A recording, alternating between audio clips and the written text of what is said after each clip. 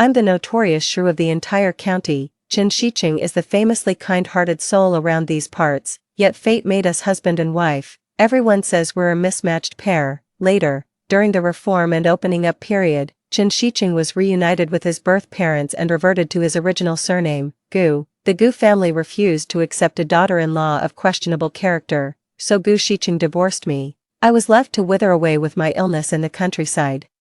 He remarried in the city, to an educated youth who'd once boarded with our family years earlier. From that moment on, Qin Manqing and Gu Shiqing were strangers to each other, but mercifully, by heaven's grace, I was given a second chance at life. 1. The scorching sun turned the world into a colossal steamer, tormenting every living soul. I walked away from the production brigade with light, buoyant steps. Passing through the village entrance, I spotted Qin Shiqing mustering with others.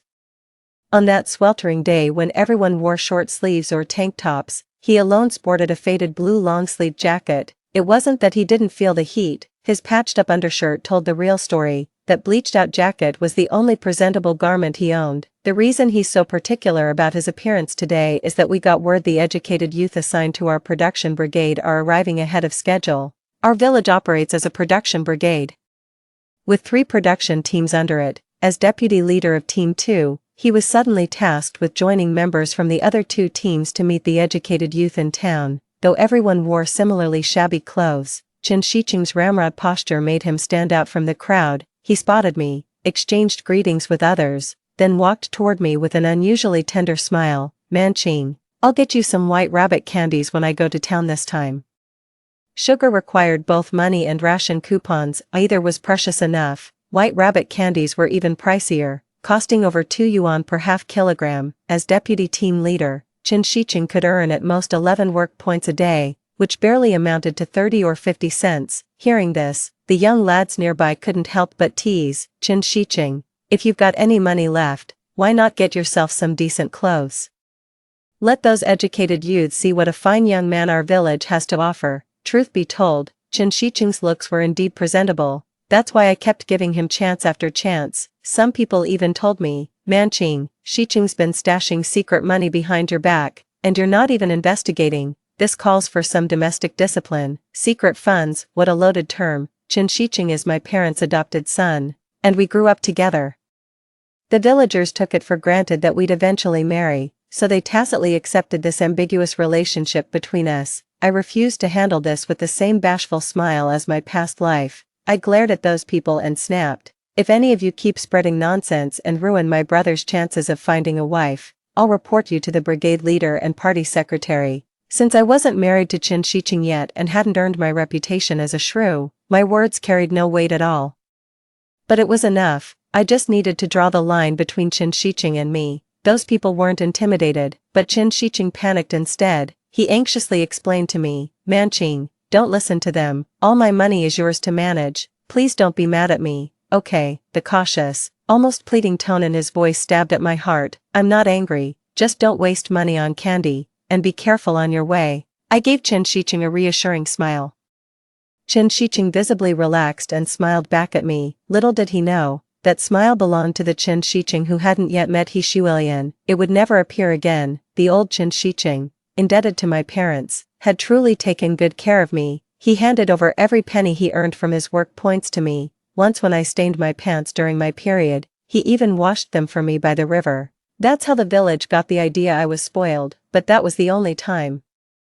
Since he rarely lifted a finger at home, that one act made him seem like a rare catch in others' eyes. 2. In my past life, it was also at the village entrance. Qin Shiqing promised to bring me white rabbit candies. I smiled and said yes. Then I waited for his return with eager anticipation. In the end, he gave all his sugar to He Shuilian, the female educated youth suffering from hypoglycemia. Qin Shiqing even borrowed money to buy He Shuilian 2 pairs of rubber shoes, replacing her petit bourgeois leather pumps that marked her as a capitalist's daughter, sparing her from the production brigade's gossip. Helping others is never wrong. Our parents always taught us to learn from Lei Feng's spirit of selflessness, yet he let He Shuilian move into our home, slapping me right in the face with that betrayal. Qin Shiqing was obsessive about cleanliness, so I kept our home spotless at all times. I even scrubbed the pigsty clean every single day.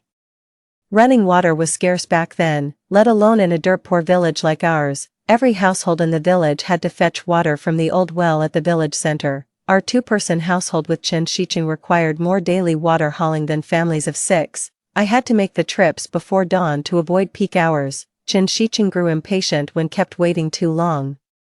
The sudden arrival of educated youth during harvest season forced the production brigade to convert the old communal dining hall into temporary dormitories. The place was small, barely enough to accommodate some of us. The rest had to be scattered among different households. After our parents passed away, we had an extra room in our house. Chen Shicheng and I left that room untouched, keeping it exactly as it was. Cleaning it daily gave us the illusion that our parents were still here. In my past life, when Chen Shicheng went to town to fetch the educated youth, the brigade secretary came to me. "Manqing, I know this pains you, which is why I've kept your parents' house untouched all this time, but these educated youths coming to our village are here to help develop the countryside. We can't leave them without proper housing." After my parents passed, the villagers did lend us their support. Times are tough for everyone, yet they're still willing to lend us a hand. I have no reason to object. The one who disagrees is Chen Shicheng. "He's a neat freak," Chen Shicheng told me. "Manqing, this is our home. I don't want outsiders living here." I understood what he meant. He's known as the nicest guy on the team. There's no way he'd turn anyone down. To spare Chen the awkwardness, I invoked my parents' honorable sacrifice for the village as justification to keep the house. Yet in the blink of an eye, Chen Shicheng had He Shuilian move in. Everyone got their happy ending, except me. People all thought Chen Shicheng had spoiled me into becoming this unreasonable. After that, no matter what happened, the production team always took Chen Shicheng and He Shuilian's side, blaming everything on me. The moment I woke up in my new life, I went straight to the production brigade and volunteered to spare a room for the educated youth. The brigade leader was utterly surprised, since I'd initially refused. The party secretary later had to enlighten me through ideological persuasion. The secretary asked why I'd changed my mind. I lowered my head and muttered awkwardly, "My brother values cleanliness. He doesn't want anyone else living here." But I raised my head to meet the party secretary's gaze, my voice resolute. "My parents were martyrs. As their child, I shouldn't be selfish." The secretary praised me. "Manqing, you're a good girl." I shook my head. "No, I'm not. I shouldn't have abandoned my principles just because of my brother's wishes," the party secretary said. "That's the right attitude. Keep it up and strive for better performance." The squad leader beside me asked, "Did Chen Shicheng really say he didn't want others staying at his place?" I feigned embarrassment and nodded, then begged them to keep it confidential. "My brother's too shy to say no himself. That's why he asked me to speak up. Please don't tell him. I'll convince him to agree." The squad leader's expression darkened instantly. "I know why he's angry." The party secretary saw me out, then quickly went back inside. Standing by the corner, I heard the brigade captain swear, "Damn it, asking me to be his party recommender while playing dirty tricks to sabotage our youth program." "Old Wang, don't be upset. He's not the only educated one in the brigade. Manqing has always been sensible. I've seen her handling all the household chores and actively helping the elderly widows in the village." "You're right. Manqing actually got into high school back then.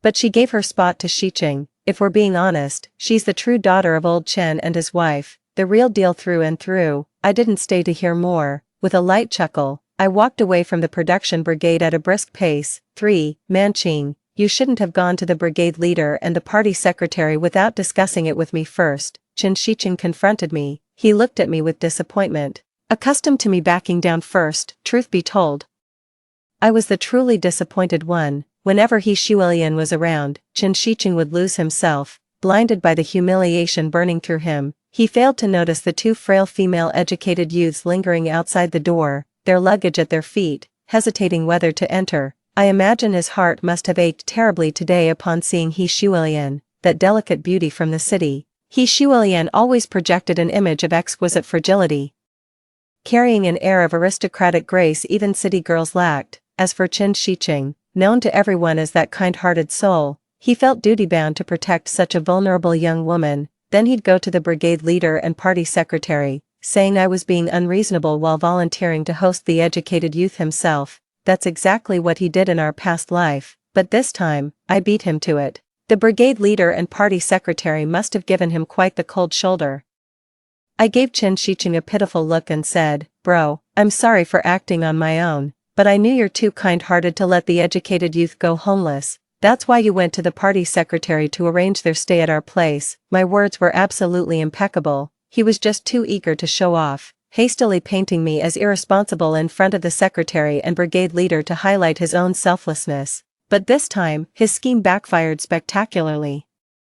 Chen Shicheng gave a resigned chuckle, putting on his best big brother act. "Make sure to tell me in advance next time you do anything." I murmured an acknowledgement, then flashed a radiant smile toward the doorway. "Are you the educated youth from the city? I've cleaned the house, you can move right in." I didn't bother to see how dark Chen Shicheng's expression had turned. I helped carry their belongings inside and placed them in my parents' room.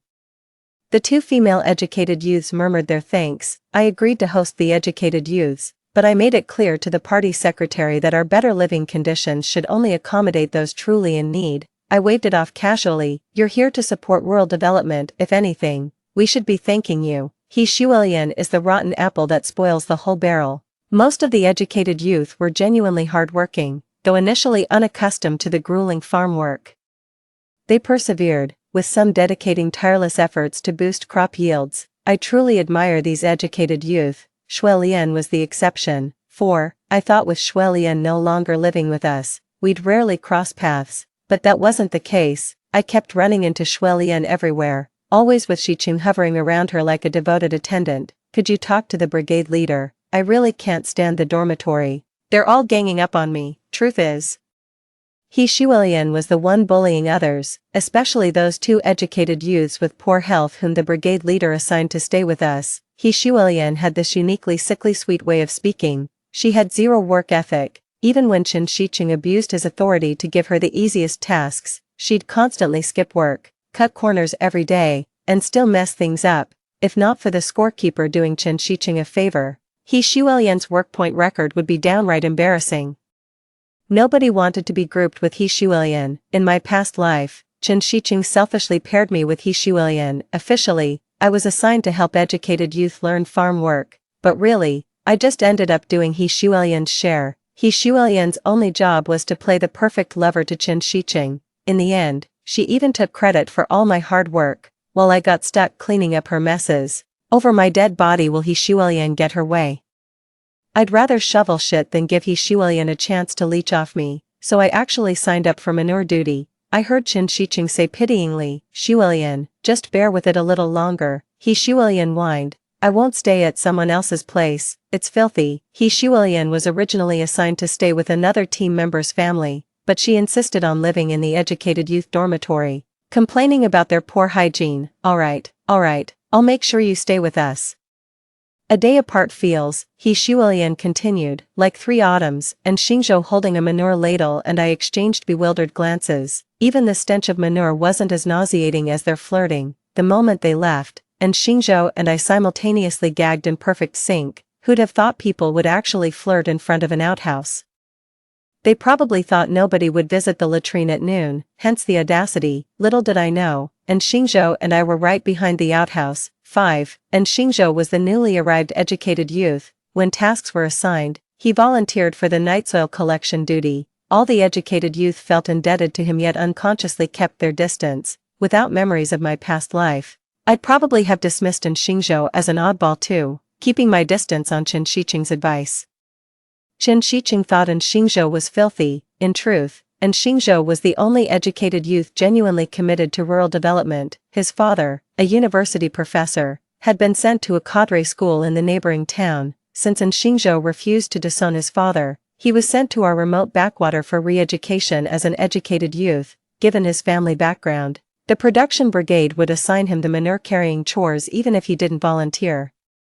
Everyone agreed that re-education meant doing the hardest, most grueling labor, and Xingzhou was a decent man. The austere life as an educated youth never dimmed his determination to serve the people. The national college entrance exams were reinstated. I heard he continued his studies in an agriculture-related field. I ran into him once years later, and Xingzhou made a brief appearance as a representative at the town's agricultural technology seminar. The scheduled 2-hour technical presentation was time he'd carved out from his packed schedule. He ended up staying for 2 extra days, leaving the conference hall to work directly in the fields. patiently solving farmers' problems while sacrificing his only family visit leave. His love for this land runs deep. I didn't really want to carry night soil, I just wanted to help in Xingzhou, not just because I admired him, but also because he was the only one who ever spoke up for me in my past life. Grass won't rot without soil, and soil won't grow fertile without grass. Our production brigade was dirt poor, couldn't even get our hands on chemical fertilizer. Fertilizer was rarer than white rabbit candies. People could live without sweets, but crops couldn't survive without fertilizer. Even when our brigade leader begged daily at the commune for quotas, we still couldn't afford the damn fertilizer. Just poor, hopelessly, desperately poor. After assessing the village's situation, and Xingzhou began studying compost preparation. During our breaks, we'd previously dug a large pit by the fields. At first, only the party secretary and brigade leader knew what we were planning, and Xingzhou told me, "I've surveyed our brigade. River silt, aquatic weeds, and livestock manure are well prepared, but we're still missing one key ingredient." I asked, "What?" "We need to add lime to the raw materials to stimulate microbial activity." I didn't understand what microbes were. But since Xingzhou said it was necessary, I'd go ask the production brigade. I had more sway there than he did. I nodded. "All right, I'll talk to the brigade leader. This should be easier to get than fertilizer." And Xingzhou smiled. His smile was charming, carrying the refined confidence of a scholar. And Xingzhou asked, "Chen Manqing, do you really have that much faith in my success?" "Yes, I believe in you wholeheartedly. What if we fail?" "Then we'll start over," I replied casually, adding, "I'll be right there with you." And Xingzhou paused, then smiled. "It'll work, Chen Manqing." This composting method was already tested in the village where my classmate was sent to work. "Good, I'll go ask the brigade leader for some lime then." I waved at him and walked away. "Chen Manqing," and Xingzhou suddenly called out to me. I turned back, looking at him in confusion. "Catch," and Xingzhou tossed something my way, out of instinctive trust. I reached out to catch it before my brain even registered the action. 3 white rabbit milk candies. He gave me a reassuring smile, signaling everything was fine. The candies had partially melted in my pocket, yet they remained deliciously sweet, so sweet it left a bitter taste in my heart. So this is the white rabbit candy Chen Shicheng gave He Shuilian. Nothing special after all. My mind swirled with countless thoughts, yet my steps remained resolute as I marched toward the production brigade.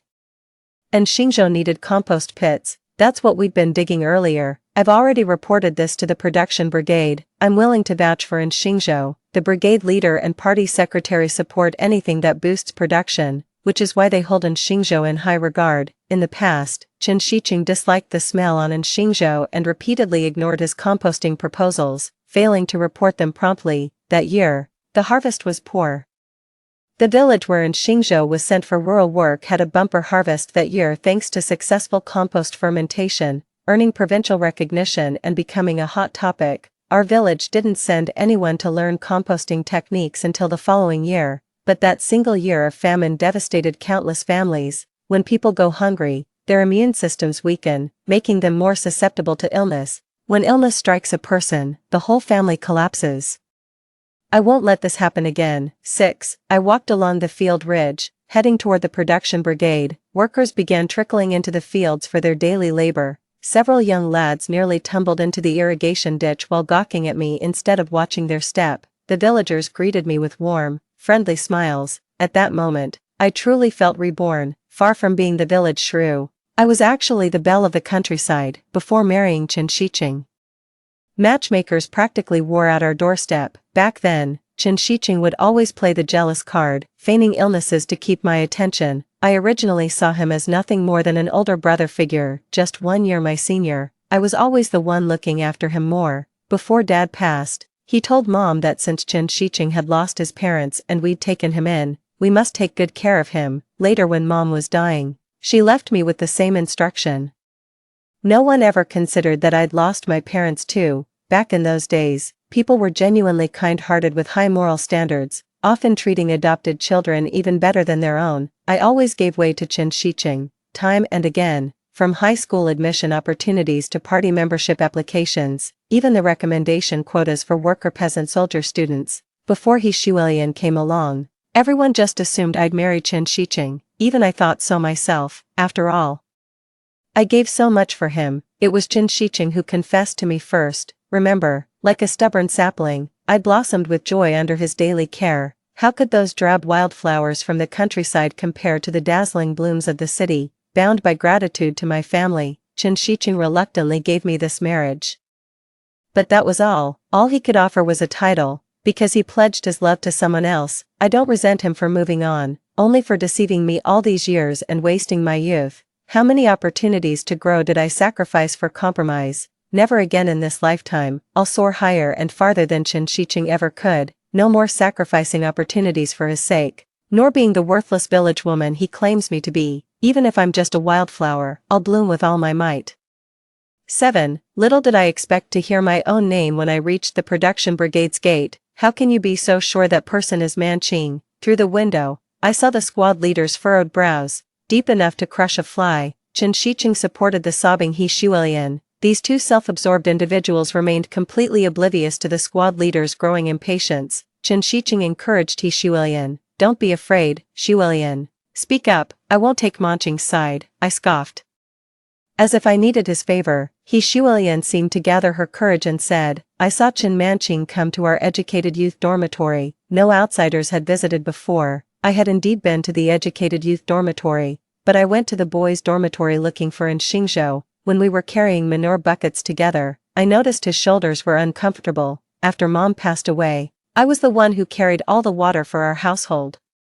I knew exactly how painful it was to have your shoulders rubbed raw by a carrying pole. So I brought medicine to in Xingzhou at the educated youth dormitory. Chen Shiqing said firmly to the captain, Captain, don't spare me any favors, punish me as I deserve. Damn it all, the captain muttered, taking a slow drag from his pipe and exhaling smoke rings. Even though I could only see Chen Shiqing and He Shuilian from behind, I knew they were practically giddy with anticipation. Waiting for the captain to start yelling, the captain did yell, just nod at me, break it up, you two. Carrying on like this in broad daylight, have you no shame, Chen Shiqing? How could you distrust your own sister? Even an outsider like me knows what kind of person Manqing is. Has all the rice your Chen family fed you gone to waste? You're so blinded by appearances you've forgotten your own name, and you, He Shuilian. The nation sent you educated youth to the countryside to make something of yourselves, not to be worshipped like some village deity. We won't tolerate your bourgeois decadence in our production brigade. People like you aren't welcome here. I'll be reporting your conduct to higher authorities. I already know what happened. He Shuilian owned a silver ring, said to be her parents' token of love. Later, this very ring became her own love token with Chen Shiqing. Now, the ring is lost, in her past life. He Shuilian had similarly reported this to the production brigade. By then, my reputation had been pretty much ruined by Chen Shiqing and He Shuilian. Many believed I stole the ring out of jealousy toward He Shuilian, deliberately trying to hurt her. Everyone took He Shuilian's side. Chen Shiqing forced me to bow an apology to He Shuilian, his hands pressing down on my shoulders. I was crying my eyes out. The squad leader had a stern face but a soft heart, having watched me grow up. He still spoke up for me. After publicly scolding me a few times and promising to help He Shuilian find her ring, he managed to smooth things over. At that moment, I absolutely loathed Chen Shiqing. He Shuilian's ring was eventually found. She explained that it had accidentally slipped deep into her luggage and got buried under some clutter, but I waited till my dying day, and still her apology never came. I walked straight into the production brigade's headquarters. The brigade leader spotted me first and said, Manqing, perfect timing, some are accusing you of theft, which I don't believe. How should we handle this? Chen Shiqing looked at me sternly. Manqing, one must own up to mistakes, otherwise, you disgrace your parents' legacy as revolutionary martyrs. I shot Chen Shiqing a sidelong glance. He wasn't worth looking at directly, I told the brigade leader. Just because I've been to the educated youth site doesn't prove I stole anything. But to clear my name, I'll let everyone search my room, on one condition. Since her belongings went missing at the youth site, that place should be searched too. The brigade leader nodded and went out to summon people. He Shuilian nestled in Chen Shiqing's arms, wearing a triumphant smirk. That's the smirk of a successful scheme. But how could I possibly let her have her way? Want to move into my house, then get the hell out with Chen Shiqing. 8. There's quite a crowd gathered at my doorstep. Thanks to He Shuilian's loudmouth propaganda and Chen Shiqing's cooperation, everyone dropped their work, willing to forfeit their work points just to join the commotion. The murmur swirled around, not all of them about me. Some were criticizing Chen Shiqing, saying he'd forgotten basic decency. After all, my parents raised him for years. Even if I was wrong, he shouldn't have taken sides against me. Chen Shiqing's face burned with shame upon hearing the news. The party secretary hurried back as well. Once everyone had gathered, the team leader selected a few men to conduct the search. The secretary warned them not to damage anything in my home. To avoid accusations of moving contraband, I remained standing at the front gate. After waiting over half an hour, the search party emerged empty-handed. He Shuilian looked incredulous while Chen Shiqing appeared somewhat embarrassed. He Shuilian turned to leave. I called out. So we're following Comrade He to inspect the educated youth dorm now, right? The brigade leader declared firmly. Correct. He Shuilian shot me a venomous glare. I chuckled and trailed leisurely behind the crowd. The two female educated youths staying at my place gave me an almost imperceptible nod. I gave them a grateful smile. No matter how unwilling He Shuilian was, with so many onlookers around, she couldn't possibly weasel out of it. Chen Shiqing coaxed her. Don't worry. We'll definitely help you find it. He Shuilian showed no sign of satisfaction whatsoever. When she saw me smiling at her, her expression turned even uglier, her eyes fixed rigidly on the dormitory interior. Her only intention was to frame me, nothing more. It took me a lifetime to finally understand this truth. But one thing I've never figured out, why did she harbor such intense malice toward me? The youth dormitory housed many people, making it difficult to conduct a proper search. The party secretary suggested, a ring is such a small item, Comrade He might have misplaced it. Let's start by checking her belongings first. That shouldn't be a problem, right, Comrade He? The secretary posed this question to He Shuilian with a smile, in full view of everyone. Not wanting to offend the secretary, He Shuilian had no choice but to grit her teeth and agree. Within minutes, the brigade leader's wife found the ring hidden in the lining of He Shuilian's suitcase. She showed it to everyone before handing it to He Shuilian. The brigade leader asked, "Take a look, is this yours?" He Shuilian had previously flaunted this ring in front of the educated youth. Before she could answer, one of them blurted out, "That's the one." Left with no choice, He Shuilian had to admit it was the ring she'd lost. She heaved a sigh of relief. Visibly unburdened by the recovered ring, the missing item was right there in her suitcase, exactly where it should be. The brigade leader scowled. "Next time, keep track of your own belongings. Don't think you can falsely accuse our good comrades just because you're from the city," the party secretary added. Comrade Chen Manqing has submitted her party membership application. Given her outstanding performance, the organization has approved it. Thankfully the truth came out, otherwise. He Shuilian, you'd be guilty of slandering a party member, which demonstrates distrust in the party itself. The brigade secretary was always approachable, and he couldn't stand He Shuilian's nonsense. He Shuilian had no idea how much weight the secretary's words carried. Vicious and foolish by nature, she'd simply been blessed with uncanny luck in her previous life. Everything had gone her way. Only Chen Shiqing panicked. He urgently asked the secretary, "Why was it Chen Manqing's party membership application? Didn't I submit mine?" The brigade leader snapped, "How dare you even bring that up? The production brigade trusted you enough to make you deputy leader of Team 2, but have you fulfilled your responsibilities?" He Shuilian is a Black 7 category. The state sent her to the countryside to be re-educated and break her privileged habits, but you, instead of helping her improve, you've adopted her ways, abusing your position for special treatment and personal gain. This was the gravest accusation of our time, though in a few years He Shuilian's status would no longer be an issue.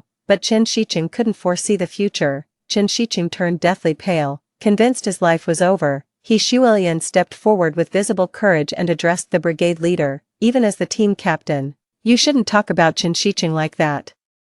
It's my poor health that made him." Silence. Before He Shuilian could finish, Chen Shiqing snapped at her angrily. He Shuilian's eyes welled up with tears. "I was defending you, and you yell at me. You don't love me anymore." Chen Shiqing couldn't care less about love now. All he knew was that the woman before him had ruined his future. He glared at He Shuilian with murderous eyes. I chuckled. Is this their so-called undying love? How fragile it turned out to be. 9. I couldn't help recalling my past life. Dragging my sickly body to the Gu residence, the entire family stood on the high steps looking down at me. Their scrutinizing gazes and contempt made me feel like some poor distant relative begging for favors, not their daughter-in-law. They openly criticized my shabby clothes and lack of sophistication. Shuilian said she's morally corrupt. Such trash isn't worthy of entering our Gu family. The Gu family made their fortune riding the wave of China's reform and opening up, so naturally they'd look down on a country girl like me, yet barely a few years into the reforms, they'd already forgotten how my parents took Gu Shiqing in, shared my rations, and raised their son through hardship. As the Gu family's future daughter-in-law, He Shuilian stood beside Gu Shiqing, their fingers tightly interlaced. My life hung in the balance while they reveled in marital bliss. Now my rebirth has derailed their life paths. Would Gu Shiqing still fall for the capitalist heiress everyone avoids? Would He Shuilian still love a penniless Gu Shiqing who remains unrecognized by his family? The answer is undoubtedly no. I watched their dogfight with a cold sneer. The team leader and secretary couldn't stand it anymore and told everyone to get back to work. I raised my voice. Hold on, everyone, I've got something to say. The secretary asked me gently, Manqing, what else is there? I want to separate from Gu Shiqing. My voice rang out with conviction, instantly drawing everyone's attention. The team leader asked, what do you mean by separation? Who's this Gu Shiqing? The secretary asked sharply. His parents are surnamed Gu. Are they still alive? I nodded. Gu Shiqing shot me a startled, questioning look. The villagers only knew my parents had taken Gu Shiqing in, unaware of his true parentage. They simply assumed his parents had passed away. My parents kept his origin secret for his own protection, yet Gu Shiqing grew to resent them, blaming their secrecy for preventing him from reuniting with his wealthy biological parents. Later, he took out his resentment toward my parents on me. He completely forgot that he had already found his birth parents. He simply chose not to acknowledge them. The party secretary asked, who are his parents? Where are they? Gu Shiqing's lips trembled as he shook his head at me. Manqing, Manqing. He couldn't find any more words, just staring at me pleadingly. The brigade leader, a native of the area, was prompted by the party secretary to ask, there was a woman named Fan Yan in our brigade who married a man surnamed Gu from the neighboring county. Her husband got arrested for profiteering and was sent for re-education. Fan Yan came back to her parents' place once when she was heavily pregnant, but never returned even after her parents passed away. Could they be his parents?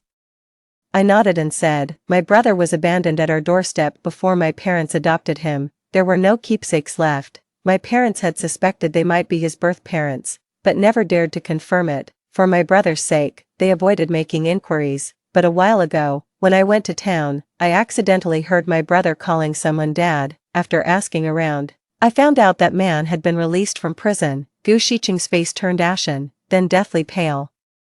I stared at him coldly, thinking to myself, this is truly the end. Who would dare recommend the son of an ex-convict to become a worker peasant soldier student for university? My parents were martyrs renowned across the province. When I came of age, the provincial government granted me a university admission quota, allowing me to be recommended as a worker peasant soldier student. When Gu Shiqing asked for it, I yielded my spot to him. After graduating, Gu Shiqing was assigned a prestigious job, freeing him from toiling in the fields. Gu's father struck it rich unexpectedly, and a few years later, rode the wave of China's reform and opening up to build a family fortune. Gu Shiqing reunited with his parents and pulled strings to help He Shuilian return to the city, completely forgetting about me, his legally wedded wife still stuck in the countryside. Now that Shiqing's father's status as a convict has been exposed, he'll never pass the political vetting. College is out of the question. He Shuilian stood arms crossed, surveying us all with equal disdain. You short-sighted fools, Shiqing's father will become Shenzhen's wealthiest tycoon. How dare you look down on people? He Shuilian, that's enough, Gu Shiqing shouted. He Shuilian retorted anxiously, I'm just standing up for you. Gu Shiqing glared at her coldly, I don't need it. If you hadn't pushed me to reconcile with my parents, things wouldn't have come to this. Staggering back from Gu Shiqing's icy stare, He Shuilian squeezed through the crowd of onlookers with tearful indignation before running off. I can play the victim too, you know, just thinking about the suffering from my past life brings real tears. No acting needed. Between sobs, I said, brother, I never wanted to bring up splitting the family, but maybe it's because we don't share the same blood. You always take others' side and wrong me. Gu Shiqing approached me and said gently, Manqing, give me one more chance, won't you? I feigned confusion as I looked at him. What do you mean, Manqing? I didn't mean to give you the cold shoulder. I was just worried seeing you associate with backward elements like in Xingzhou. My concern got the better of me. This would never happen after we're married. I couldn't suppress a derisive laugh. The party secretary wrapped his arms around the brigade leader's waist. barely preventing him from kicking Gu Shiqing. "Damn it, have some decency, I'm still here. The old Chen couple gave their lives for this village, and their daughter is the village's daughter. She's my own flesh and blood. As long as I'm breathing, you won't lay a finger on Manqing." The surrounding villagers murmured in agreement. I turned to Gu Shiqing and said, "There's nothing improper between Xingzhou and me, whether you believe it or not. Don't you dare slander people with that filthy mouth of yours." No sooner had I spoken than I spotted Xingzhou emerging from the crowd of onlookers. He smiled faintly, with an inexplicable loneliness in his expression. 10. Regarding the issues between Gu Shiqing and He Shuilian, Gu's problems were more severe. The production brigade even held a special meeting to discuss whether he should stay or leave. First, Gu Shiqing was stripped of his proud position as deputy leader of Team 2. As the brigade captain put it, empowering someone like him would be utterly irresponsible toward the other team members. No one objected, not even those who had once benefited from Gu Shiqing's favors, because what he did for He Shuilian went way too far. Some said he'd lost his mind. No one pulls strings for their own people that blatantly, as if everyone else were blind. Secondly, the team also sent someone to verify Gu Shiqing's identity. Gu Shiqing was indeed the infant the brigade chief had mentioned. In other words, he truly was the son of that convict sent to labor reform. In our era, political stance and family background determined everything. Gu Shiqing's future was effectively ruined. Without splitting households, the brigade decided to transfer his residency registration back to his biological father's family. Except there was an unexpected twist. Gu Shiqing's mother had long since remarried.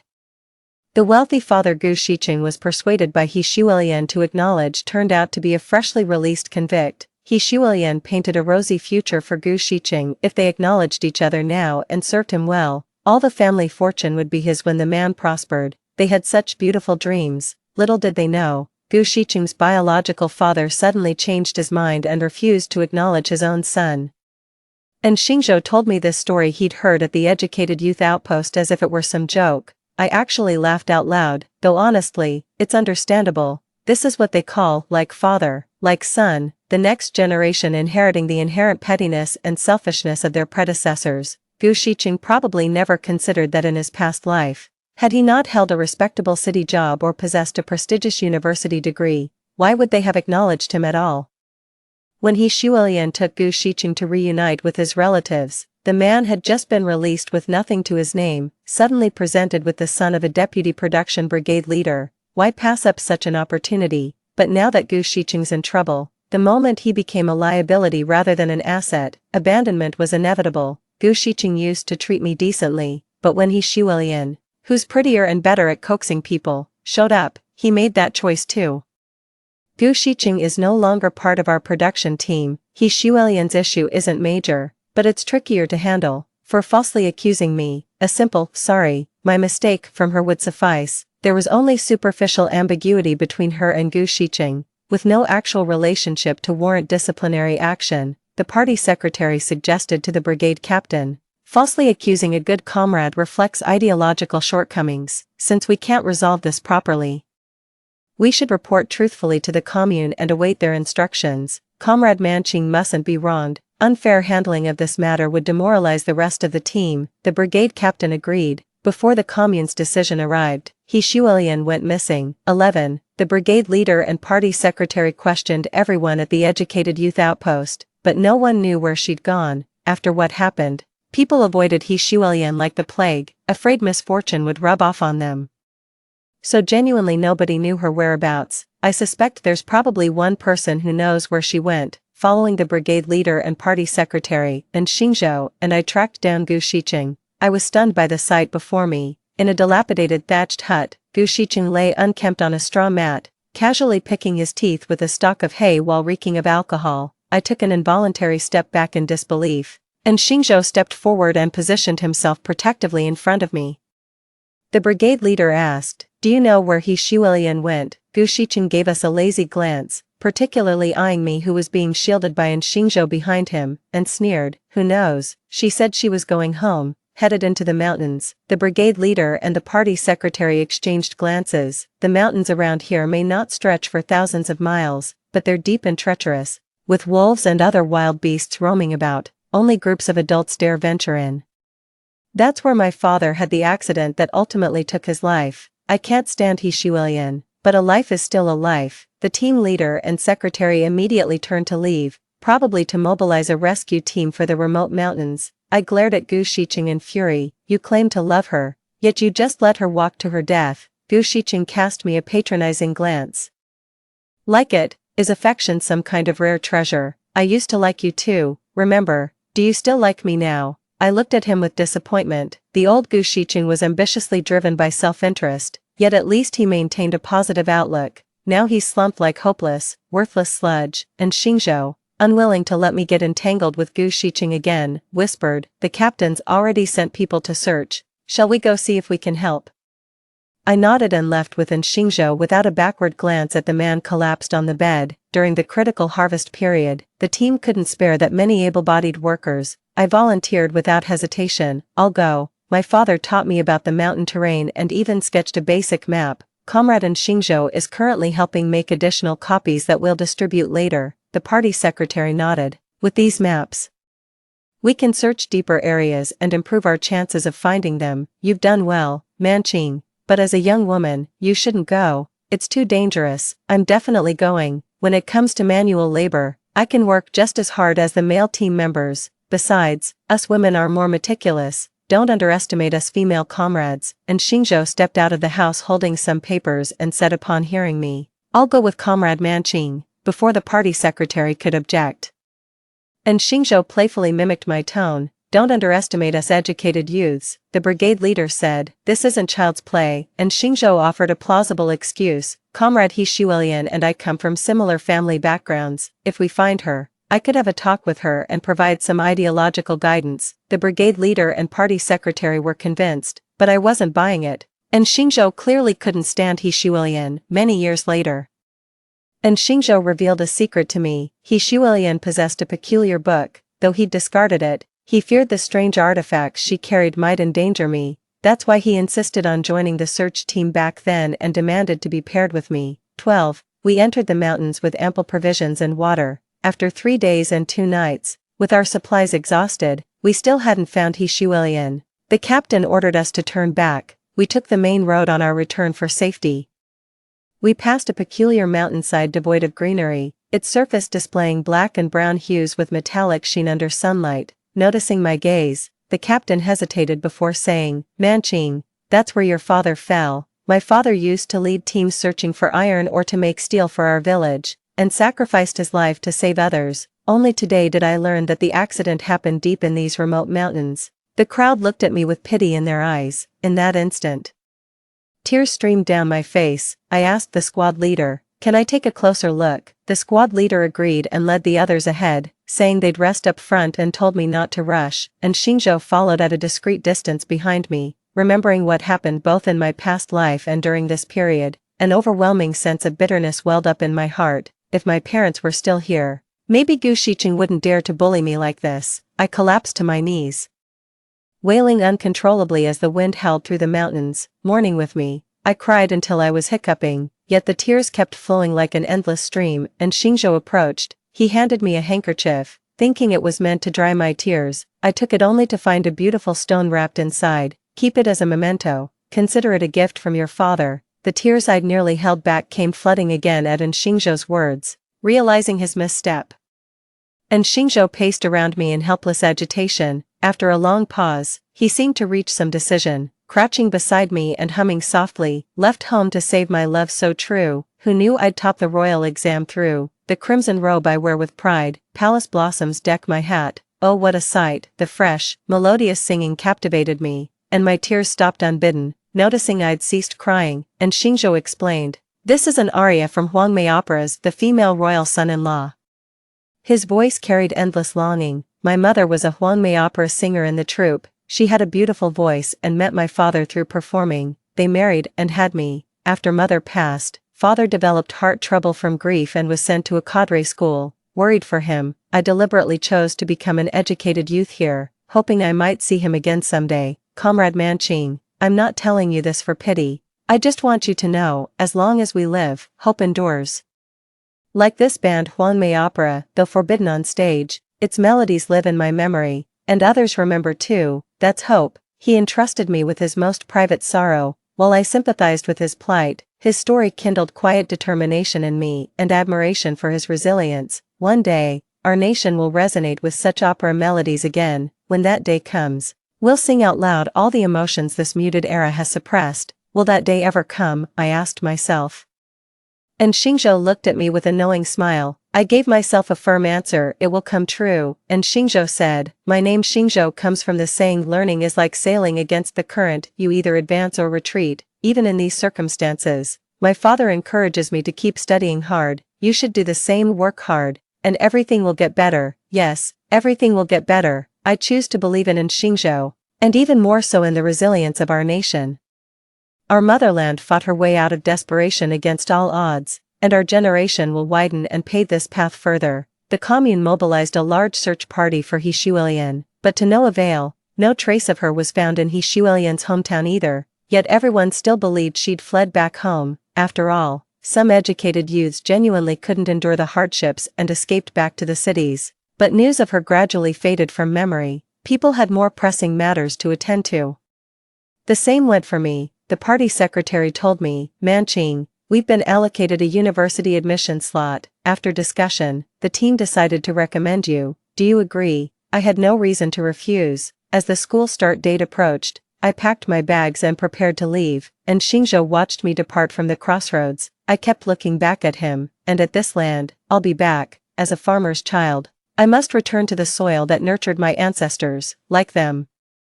I'll devote everything I have to this land. Extra Chapter 1, Male Lead's POV. I still remember that day decades ago when she said there was nothing between Xingzhou and me. There were many things Manqing didn't understand. What she didn't understand was that between her and me, it was never innocent.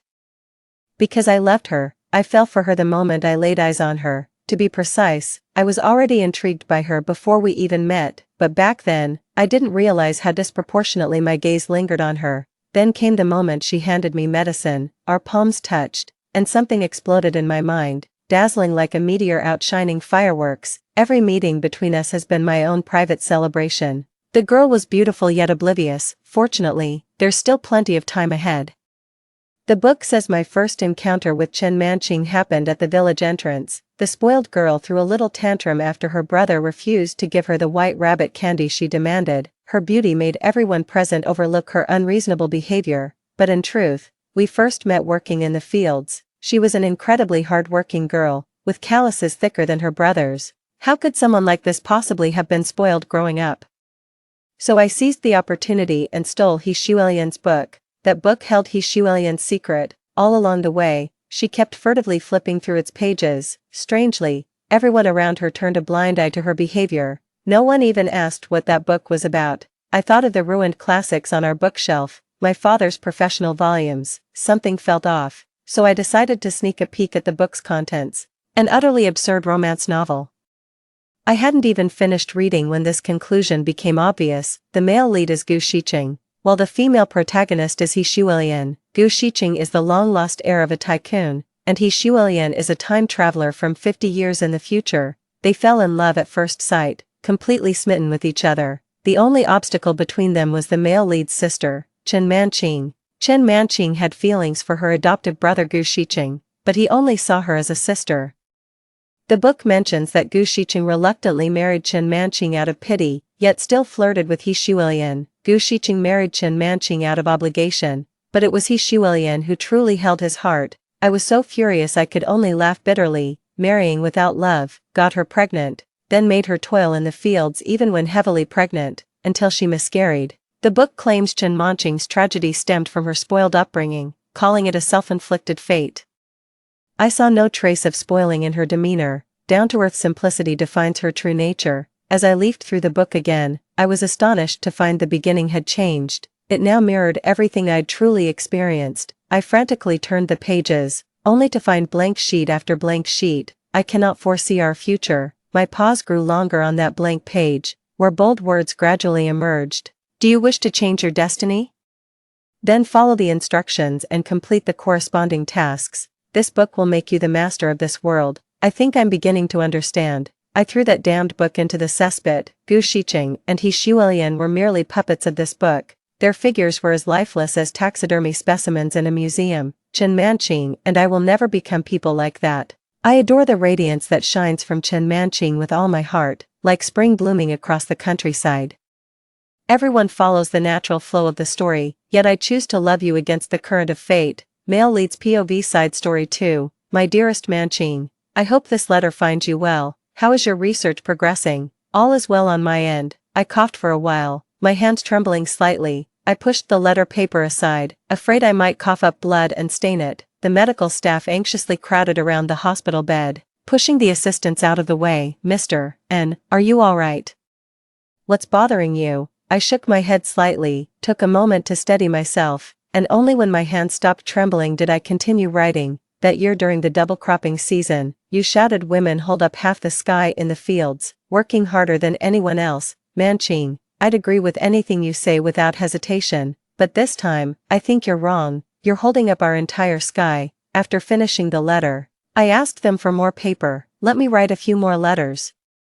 Mail them out monthly so Manqing will think I'm still alive. It'll spare her grief a little longer. The medical staff choked up as they urged me. Mr. N, your condition is deteriorating. You should rest now. My assistant turned her head away, unable to meet my gaze, tears glistening in the corners of her eyes. I sensed something was wrong. My heart clenched instantly as I asked her, what happened to Manqing? Tell me the truth. The assistant's voice trembled with tears. Professor Chen.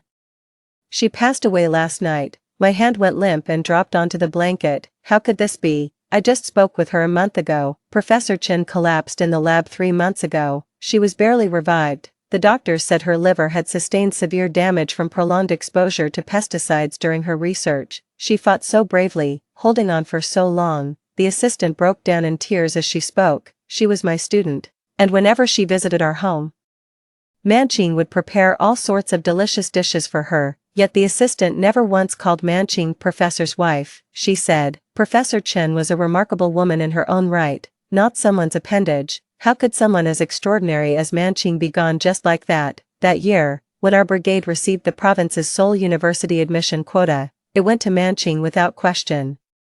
Her parents, one died rescuing teammates during a perilous iron ore expedition for the village's steel production. The other perished in flash floods after broadcasting evacuation warnings, leaving only final words before the waters engulfed the station. After careful deliberation, Manqing chose to major in pesticide science, with only a middle school education. Manqing found herself suddenly immersed in university-level studies. In her letters to me, she described her days as both grueling and fulfilling. It took her tremendous effort just to keep pace with her classmates, yet she had no regrets. Comrade Xingzhou, I was recommended for university admission. There's a slogan on campus, the people sent me to college, and I study to serve the people. I must work harder to contribute to society sooner. I replied, Comrade Manqing, your dedication truly moves me. Wishing you academic success. Later, when the National College entrance exams resumed, I also pursued agricultural studies. We still corresponded frequently, though we dropped the comrade from our salutations,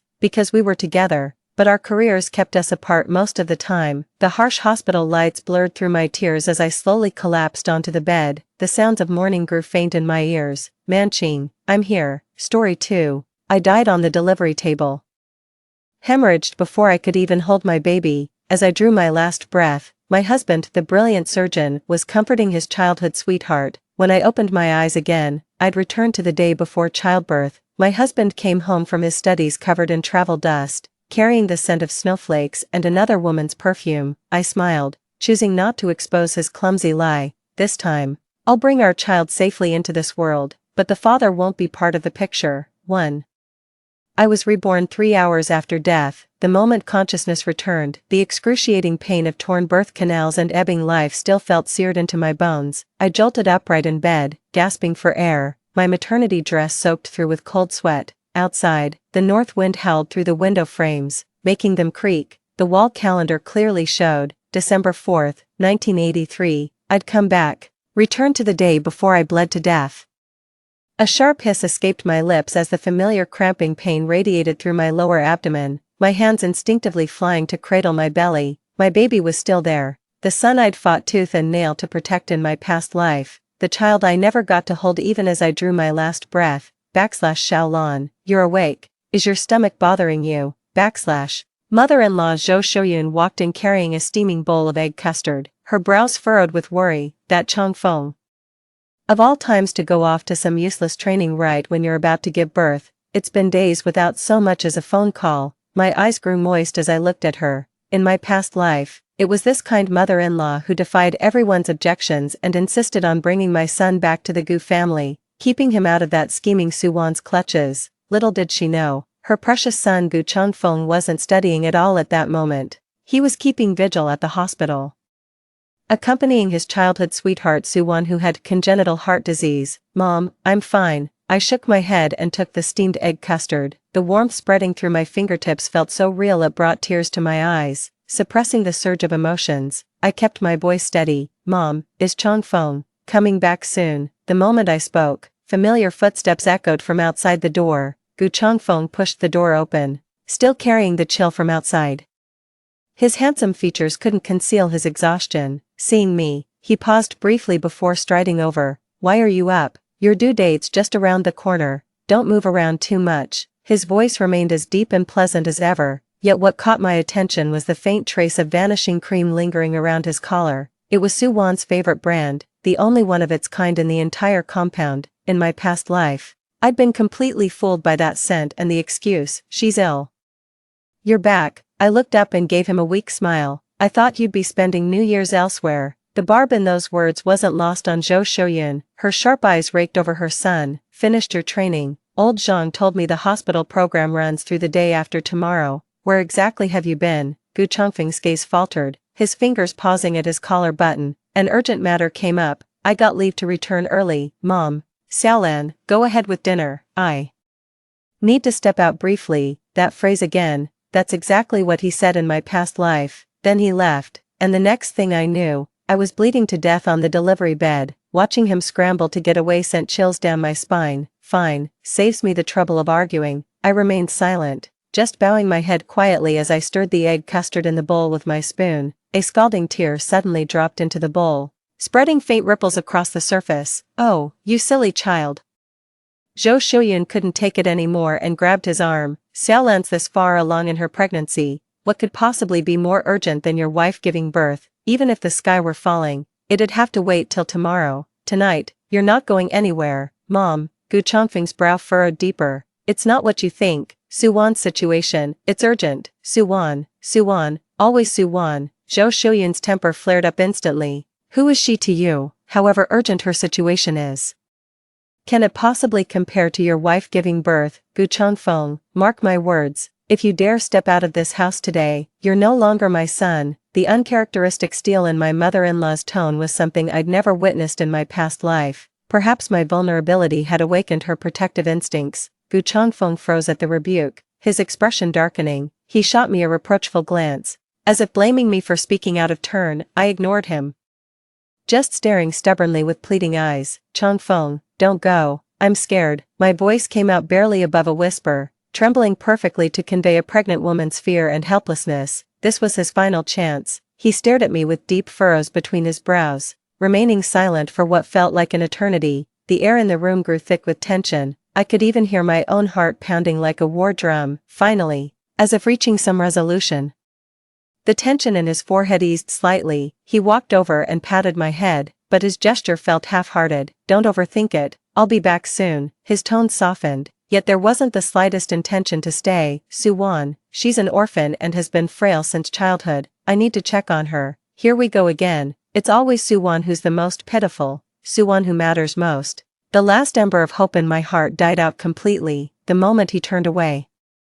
All expression vanished from my face, my gaze turning as cold as the winter frost outside. Zhou Shouyun trembled with rage, pointing at his retreating figure and cursing. You good-for-nothing fool. You'll live to regret this. Gu Changfeng's footsteps faltered for just a moment before he vanished into the night without looking back. The moment the door slammed shut, I collapsed as a sharp, twisting pain shot through my abdomen. It's happening. A full 6 hours earlier than last time, Mom.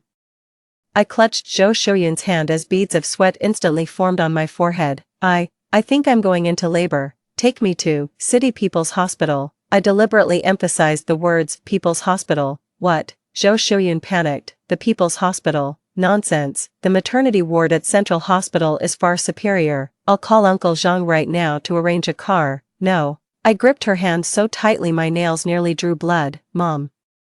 I don't trust Central Hospital. I don't trust Suwan's uncle. Suwan's uncle happened to be the head of Central Hospital's obstetrics department. In my past life, it was him who delayed my critical treatment during hemorrhagic shock, citing lack of family consent as justification. In this lifetime, I'll never entrust my life to their hands again.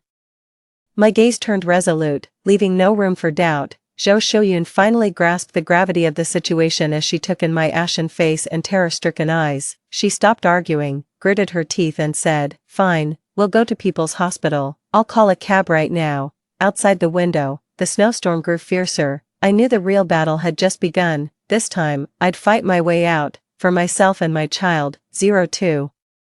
The road to City People's Hospital proved far more treacherous than anticipated, with blizzards blocking the roads. The rickshaw kept skidding through the snow, every jolt sent searing pain radiating through my lower abdomen. Zhou Shouyun stood by, frantic with sweat pouring down her face as she alternated between cursing Gu Changfeng and the heavens above. I clenched my teeth, swallowing every whimper of pain. This pain is nothing compared to a fraction of what I endured in my past life. At the hospital, the doctor examined me and immediately wheeled me into the delivery room. "It's an emergency. The baby must be delivered immediately. Family members, the mother is at risk of severe hemorrhage. Prepare yourselves mentally and sign these consent forms first." A nurse rushed out holding paperwork. "I'll sign." Without a moment's hesitation, Zhou Shouyun grabbed the pen and scrawled her name in the family member column, lying on the cold delivery table. I felt warmth flood my chest at my mother-in-law's decisive voice outside the door. In my past life at the General Hospital, Suwan's uncle had extended that same form, but beyond those doors, there'd been only deafening silence. Gu Changfeng's phone remained persistently unreachable. "Push, I see the crown. Give me one more big push." The midwife's voice rang in my ears. I gasped desperately, channeling every ounce of my strength into this moment.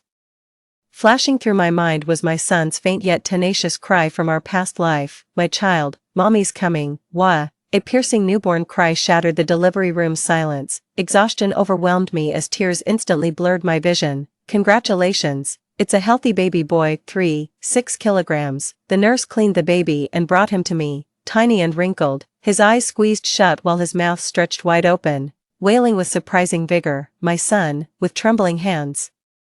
I gently touched his cheek, warm and soft. "Hush now, sweetheart, Mommy's here. This lifetime, I finally get to hold you." I named our child Anand Lin Wanan. He carries my surname Lin. May his life be blessed with peace. Dawn was breaking when I stepped out of the delivery room. Zhou Shouyun cradled the baby, her crow's feet crinkling with joy. Spotting me, she hurried over and gently tucked in my blanket. "Xiaolan, you've worked so hard. The Gu family has an heir now.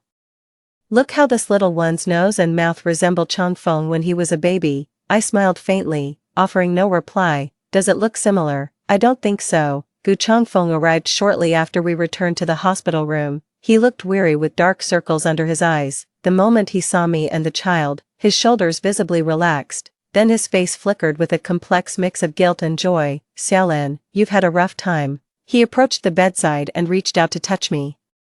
But I turned away to avoid his hand. His hand froze mid-air, lingering awkwardly. Zhou Shouyun tightened her grip around the child with a frosty expression, sneering. "Well, look who decided to come back. I thought your precious urgent matter childhood sweetheart would need your attention forever." Gu Changfeng flushed and paled alternately. "Mom, don't talk nonsense. Last night, there was an emergency." "Emergency? Must be something earth-shattering if it's more urgent than your wife giving birth." Zhou Shouyun pressed on relentlessly. "What exactly happened to Suwan? Did her heart condition flare up again, or is she on death's doorstep? Is this really worth abandoning your wife and newborn?" Gu Changfeng choked on his words before finally forcing out. She just had a bit of a scare. Her nerves are rattled." "A scare?" Zhou Shouyun's voice suddenly rose to a shrill pitch. "Drawing stares from neighboring hospital beds, she gets a little scared, and you rush over to stay the whole night. But when my daughter-in-law was writhing in agony on the delivery bed, where were you?" "Gu Changfeng, do you even care about this family anymore?" Gu Changfeng was thoroughly scolded, his handsome face flushing beet red. He looked at me pleadingly, hoping I'd speak up for him. I pretended not to notice, simply gazing down at Anand in my arms. tracing the delicate contours of his tiny face with my finger. A faint smile played on my lips, gentle yet distant, unlike anything he'd ever seen before. For the first time, I neither defended him nor offered him an easy way out. The shock and confusion in his eyes were unmistakable. Perhaps in his mind, Lin Lan, was always meant to be that perpetually gentle, understanding accessory. The one who'd forever put him first. The air in the hospital room hung heavy with tension.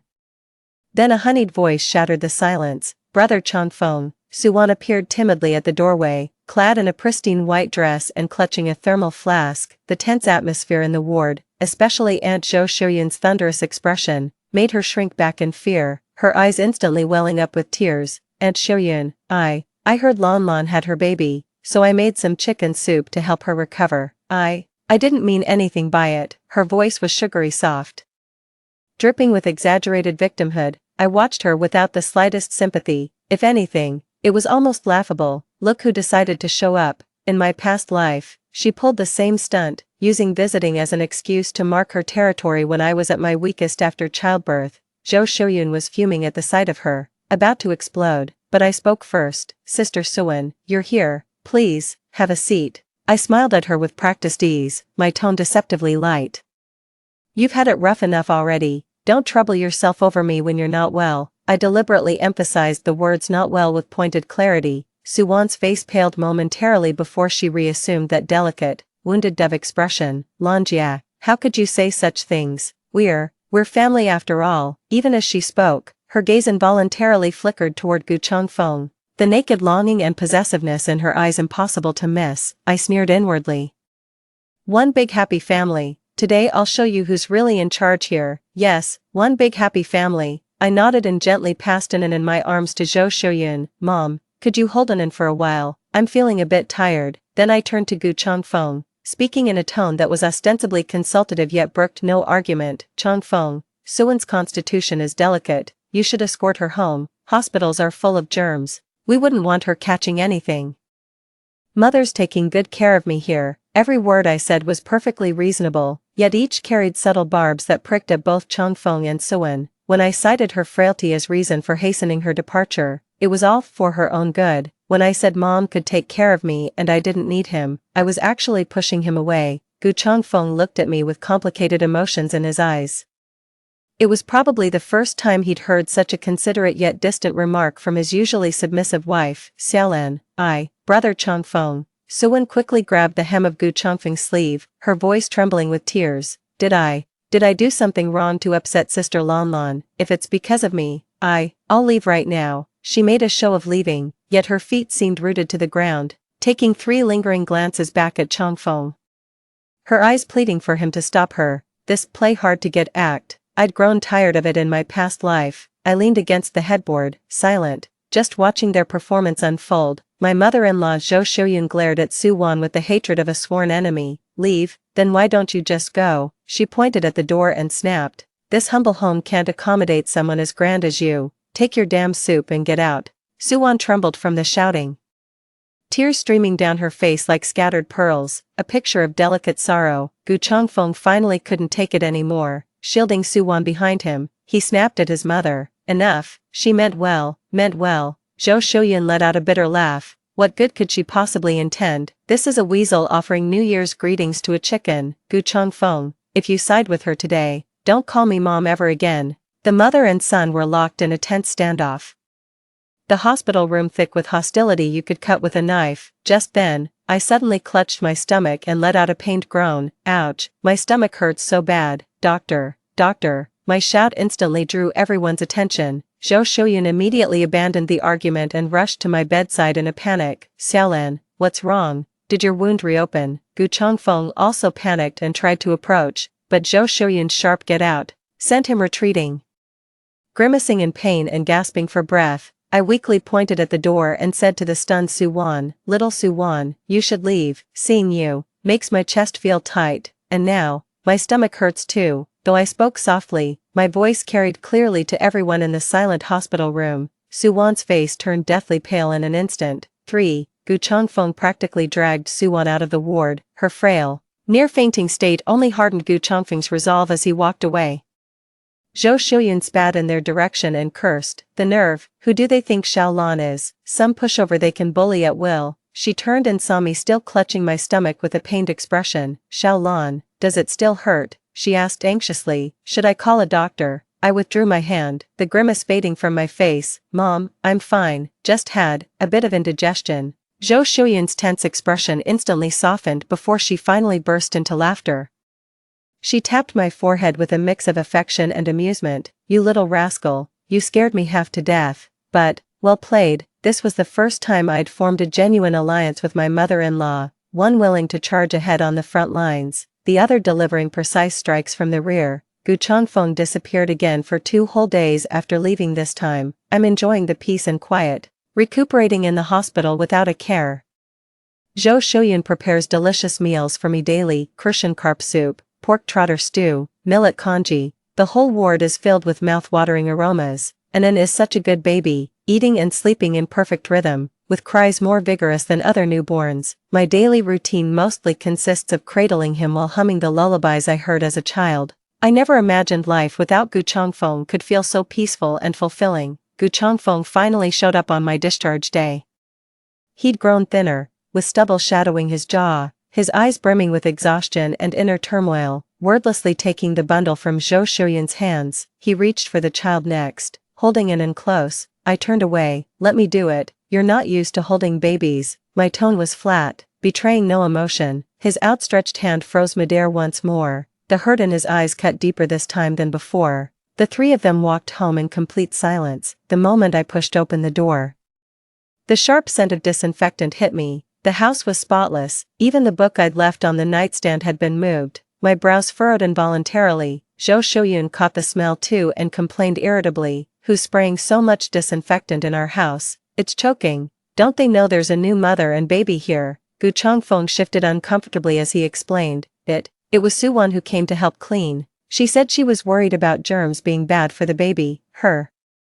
Zhou Shuyan let out a scornful laugh. "She's the real infection here. Now I see it clearly, this woman's trying to steal my place." Without a word, I walked straight into the bedroom and gently laid An on the bed. Then, I began checking my belongings. Just as I feared, the small wooden box beneath my pillow had vanished. That box contained my entire life savings. Inside were 50 yuan my mother secretly slipped me at my wedding, plus the 30-some yuan I'd scrimped and saved these past 2 years. It wasn't much, but it was everything I had, the foundation for the new life I planned to build with An. My heart sank inch by inch. "Changfeng." I stepped out of the bedroom, my voice icy cold. "Where's the wooden box under my pillow?" Gu Changfeng was pouring water when he heard me. His hand jerked, splashing scalding water that made him hiss in pain. "What wooden box?" He averted his gaze, refusing to meet my eyes.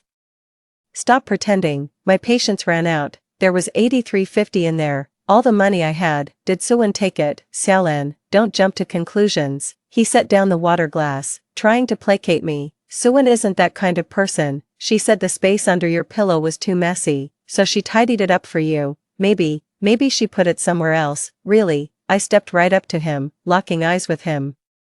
"Then do me a favor, call her over right now so we can settle this face to face. Let's see whether she put it somewhere else or if her sticky fingers put it straight into her own pocket." My aggressive stance sent Gu Changfeng into complete panic. He knew Suwan's character all too well, and that my money had most likely wandered off with her. Poor and orphaned, Suwan lived beyond her means and was constantly borrowing money from him. "Xiaolan, please let me explain."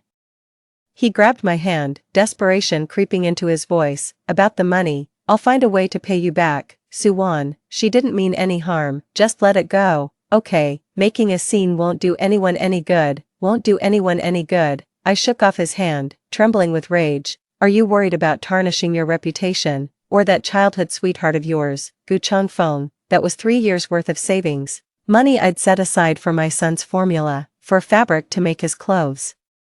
"And you just expect me to let it slide? It's barely 80 bucks, cornered." He raised his voice. "I'll pay you double next month when my stipend comes." Is this petty cash really worth making such a scene over? Humph. I laughed coldly. "Yeah, it's just over 80 bucks. For a promising doctor like him, that's pocket change. But to me, Lin Lan, that's my livelihood." At this moment, not a shred of marital affection remains between us. "Gu Changfeng," I said, looking him straight in the eye, I'll find a way to get the money back myself, but I can't spend another single day in this house. Let's get a divorce. The moment I clearly uttered the word divorce, both Gu Changfeng and Zhou Shouyun, who had just stepped out of the kitchen, froze in shock. In those days, divorce was as earth-shattering as an 8.0 magnitude earthquake. The color drained from Gu Changfeng's face in an instant. He looked as if he'd just heard the most absurd fairy tale. Lin Lan. Do you have any idea what you're saying? I know exactly what I'm saying. I straightened my back, my gaze unwavering with unprecedented determination. I want a divorce, right now, immediately. My composure carries more power than any hysterical argument. He stared at me as if seeing me for the first time, his shock gradually giving way to panic. I forbid it, he nearly shouted. I won't allow this. This isn't your decision to make, I said. Picking up Anan from the bed before turning to leave. Where do you think you're going? He grabbed my arm with a grip so tight it felt like my bones would snap. Let go. I struggled against his hold, Anan burst into terrified wails, frightened by our shouting match. Stop this right now. Zhou Shouyun finally snapped into action, shoving Gu Changfeng aside and shielding both me and the child behind her. She looked at her out-of-control son, her face etched with disappointment. Gu Changfeng. You've let me down terribly. With red-rimmed eyes and a trembling voice, she said, Xiaolan just gave birth, and this is how you treat her. Are you even a man? Then she turned to me, took my hand, and spoke with unprecedented solemnity. Xiaolan, I stand with you. Let's end this marriage. We'll raise the child ourselves. No need to rely on that heartless man. Her words struck Gu Changfeng like a thunderbolt, leaving him utterly stunned. He probably never imagined in his wildest dreams that his own mother, who'd always defended him, would take my side and support her rebellious daughter-in-law. He stared at us like a cornered beast, the panic in his eyes now impossible to conceal. The word divorce exploded like a bomb, sending shockwaves through the Gu family. Gu Changfeng's father, the erudite scholar, returned home that evening with a thunderous expression. He slammed a stack of documents onto the table with a resounding bang. Outrageous. This is absolutely outrageous. He jabbed a finger at Gu Changfeng's face and roared, do you know what people are saying about you? That Gu Changfeng drove his postpartum wife to divorce over some shady woman. You brought utter disgrace to our family name. Gu Changfeng kept his head lowered in silence, but his clenched fists betrayed his inner turmoil. And you? Old Master Gu turned to me. His tone marginally softer yet still stern. Lin Lan, I know you've been wronged, but divorce isn't child's play. Anan's just been born. Could you really bear to deprive him of a whole family? Holding Anan in my arms, I met his gaze with quiet composure. Dad, a home filled with nothing but arguments and emotional neglect does the greatest harm to a child. There's no trust left between Gu Changfeng and me. My composure and resolve visibly took Mr. Gu by surprise, in his mind. I'd always been that docile, somewhat timid country girl. Changfeng, he commanded, shifting his gaze back to his son, go fetch that Suwan woman. I want to see what kind of seductress has you so bewitched. Gu Changfeng jerked his head up. Dad, this has nothing to do with Suwan, it's my fault. Still defending her, old Gu slammed the table in fury. Go now, or get out of this house. Gu Changfeng's expression shifted through several emotions before he finally gritted his teeth and stormed out, slamming the door behind him. I knew he was going to find Suwan, not to summon her for confrontation, but to protect her. The living room fell into an oppressive silence. Zhou Shouyun handed me a cup of warm water and whispered, don't be afraid, your mother's here. I nodded, but my mind was preoccupied with another matter. My money, I can't just let this go. Early the next morning, while the Gu family was at work and the compound was quiet, I carried Anan straight to Suwan's place. Suwan lived in a tiny studio apartment provided by the textile mill, one of those cramped single-occupancy units. I knocked on the door. Suwan opened the door. When she saw me, a flicker of panic crossed her face before she quickly composed herself, putting on that signature pitiful expression of hers. Sis Lan Lan, what brings you here? Come on in.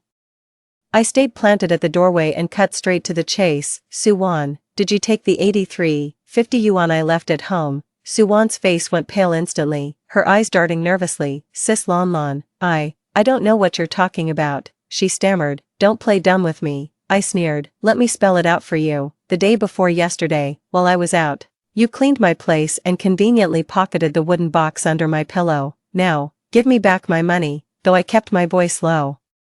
The paper-thin walls of this tenement building carried every word clearly to the neighbors. Curious neighbors had already begun cracking their doors open to eavesdrop. I didn't, Suwon protested, her eyes welling up instantly. Sister Lanlan, how could you accuse me like this? Brother Changfeng will be furious when he finds out. She's pulling out Gu Changfeng again to intimidate me. Too bad I couldn't care less now. Whether he's angry or not, that's none of my business. Holding in. I took a step forward. I'm here to get my money back today. If you refuse, fine. This compound's never short of nosy neighbors. How do you think people will view you, Suwon, when they find out you stole from others? My words struck like a dagger, hitting her Achilles heel with surgical precision. What she cherished most was maintaining her carefully crafted image of delicate beauty and saintly vulnerability. Suwon staggered, her face turning ashen.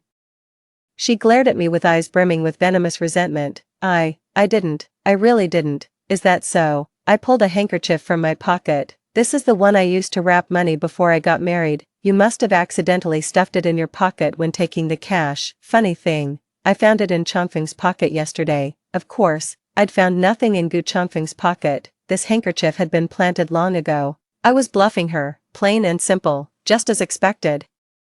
Suwon's composure shattered completely at my words. Her hand instinctively went to the pocket of her dress. That single gesture said it all. You tricked me, she snapped, her face flushing with anger as realization dawned. You know damn well whether I tricked you or not, I said, done with her nonsense. Either return the money now and we'll pretend this never happened, or we'll take this straight to the textile mills management and let them settle it.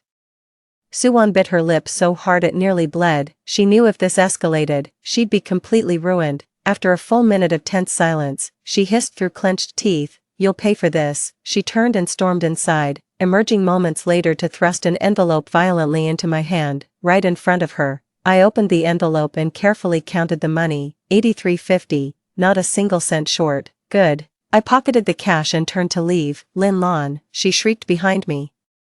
"Don't get cocky, you think you've won. Changfeng loves me. Even if you cling to the title of Mrs. Gu, you'll never have his heart." I paused, glanced back at her, and smiled. "You're right, I could never win his heart. But Suwon, you've misunderstood one thing. It's not that I'm clinging to the title of Mrs. Gu, it's that I, Lin Lan, am the one rejecting Gu Changfeng. That heart you treasure like gold, to me, it's worthless." Without another glance at her jealousy-contorted face, I held mine in close and walked away without looking back. The sunlight warmed my skin like a gentle embrace. My heart felt lighter than ever before. Getting my money back meant regaining my confidence. Next came the divorce, but unexpectedly, Gu Changfeng threw a wrench in the works. The day after I recovered the money, Gu Changfeng came looking for me. He stopped me in front of the compound's bulletin board. At that moment, I was holding in while reading the newly posted job listings. The winds of reform had been blowing for years now. Southern cities were transforming overnight, and even our backwater could feel the change. Xiaolan, his voice was hoarse, sounding like he hadn't rested well in ages. I turned around to look at him. His hair was disheveled, his whole appearance worn and haggard. "Something wrong?" I asked, keeping my tone distant. His gaze lingered on in my arms, eyes clouded with guilt, reluctance, and faint traces of inner conflict. Are you really divorcing me?" he asked in a low voice. "I already submitted the divorce papers to your supervisor yesterday," I replied calmly. His body swayed as if struck by a physical blow. "Why?" He took a step forward, nearly glaring at me. "Just because of Suwon. I already made her return the money to you and told her never to set foot in our house again. Why are you still holding on to this?" I laughed. His question was the most ridiculous joke I'd ever heard. "Gu Changfeng, after all this time, you still think it's just about the money, isn't it?" He stared at me stubbornly. "I know I neglected you, I know I failed you, but Xiaolan, I do have feelings for you, for this family. Can't you just give me one more chance?" A chance, I thought bitterly. In that lifetime when I died on the delivery bed, who ever gave me a chance?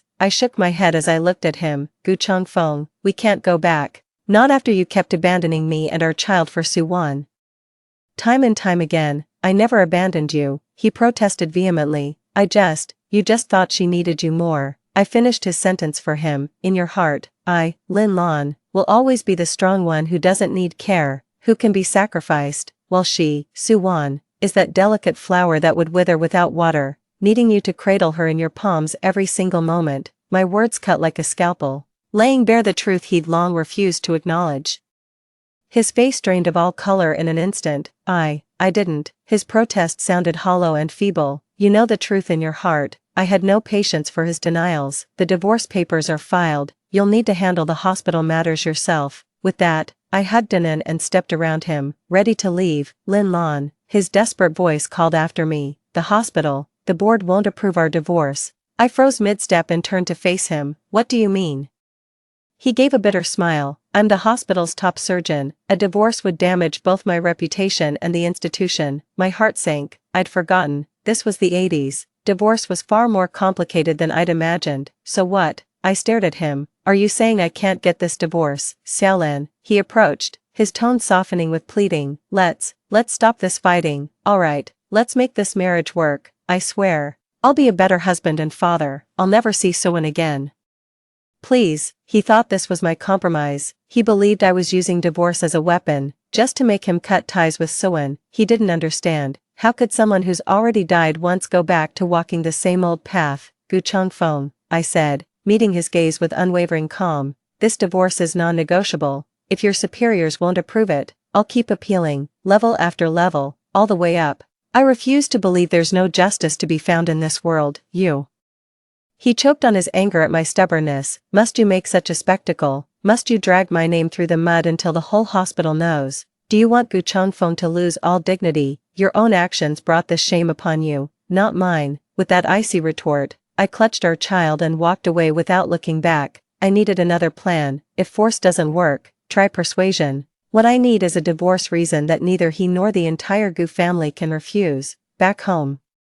I locked myself in the room and began desperately recalling events from my past life. Economic reforms, policy changes, special economic zones. These keywords flashed through my mind one after another. Suddenly, a name popped into my mind. Li Xingli, a distant cousin of my father's, the village good-for-nothing that everyone looked down on. In my past life, early in 84, this Li Xingli somehow got his hands on some cash and went to Shenzhen as a profiteer. Within just a few years, he became our county's first 10,000 yuan household. I remember it clearly. After making his fortune, he returned to his hometown drunk and bragged that his startup capital came from profiteering. He sold northern ration coupons for grain and fabric to southern merchants at inflated prices on the black market. In those days, profiteering was a serious crime. A bold plan began taking shape in my mind. What if Gu Changfeng, or rather, the Gu family, were also guilty of profiteering? No, I can't do that to them. Old Master Gu is a decent man, and his wife has always treated me well. But, what if it's just Gu Changfeng alone? What if I could engineer a situation where he's forced to make a mistake, an opportunity that could ruin his reputation enough to constitute gross misconduct for divorce, yet wouldn't be a capital offense or implicate the entire Gu family? My gaze fell upon the desk. There lay a stack of Gu Changfeng's research materials. As a top medical student with exceptional expertise, he'd been involved in confidential medical research. These documents were classified as state secrets before publication.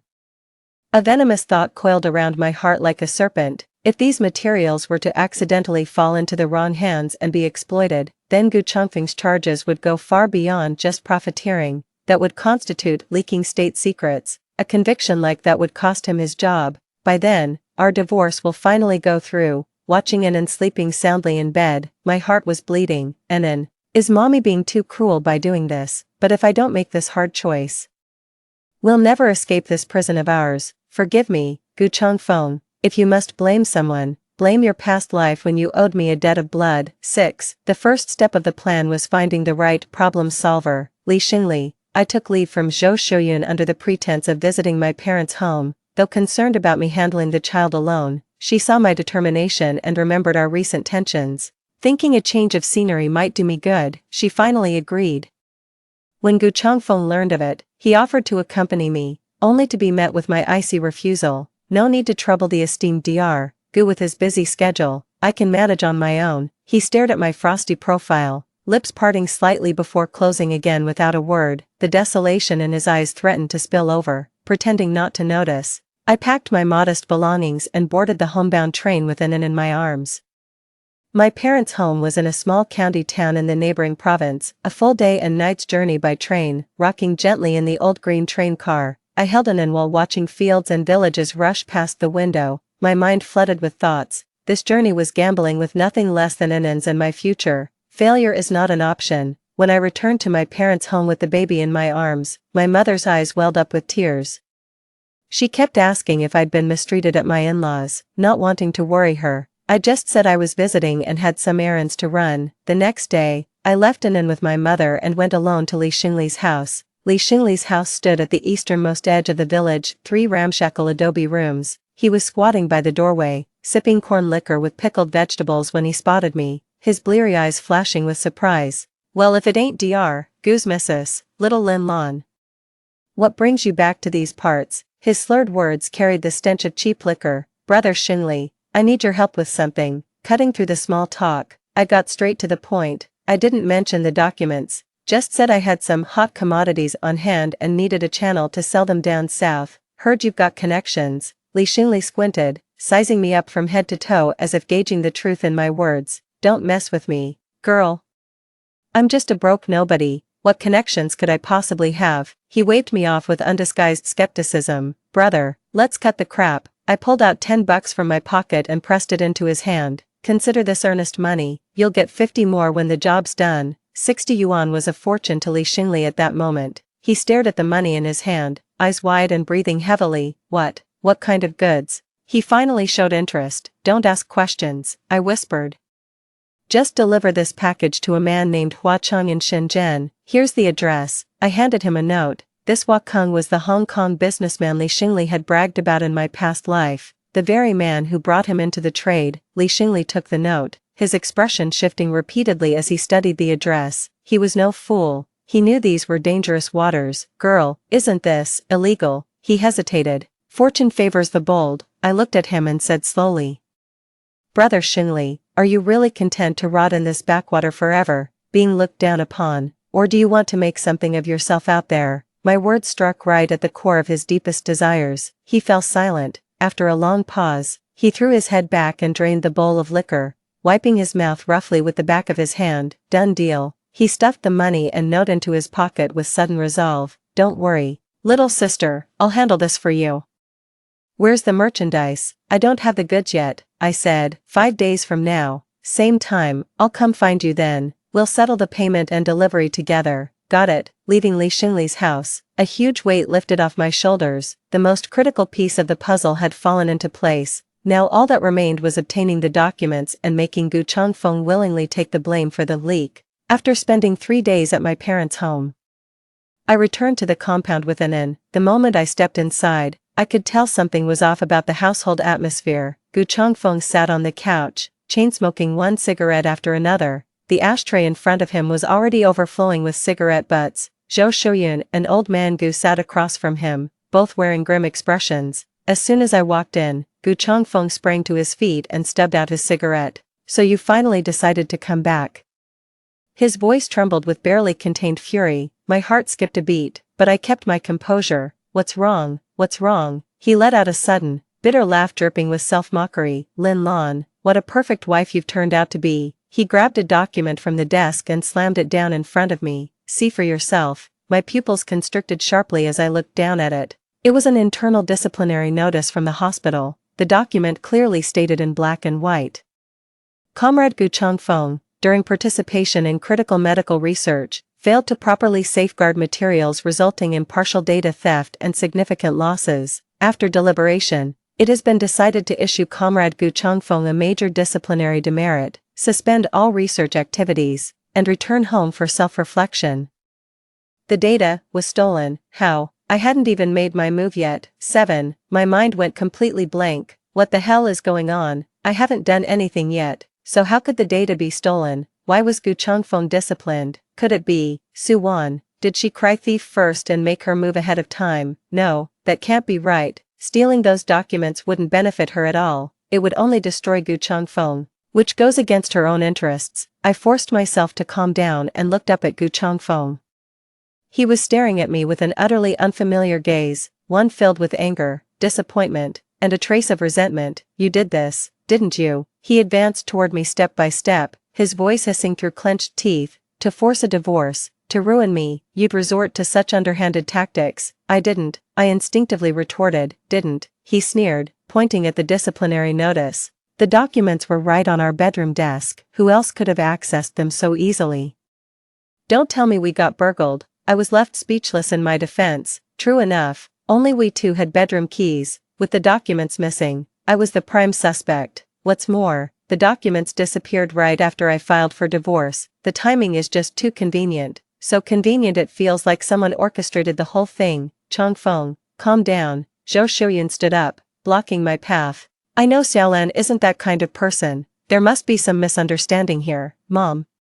How can you still defend her at a time like this? Gu Changfeng's eyes turned bloodshot. She'd do anything to leave me. I must have been blind to marry such a viper. Slap. A resounding slap landed hard across Gu Changfeng's face. It was his father. Trembling with rage, he pointed at Gu Changfeng, speechless for a long moment. You disgrace. Get out of my sight. Gu Changfeng covered his face, staring at his father in disbelief.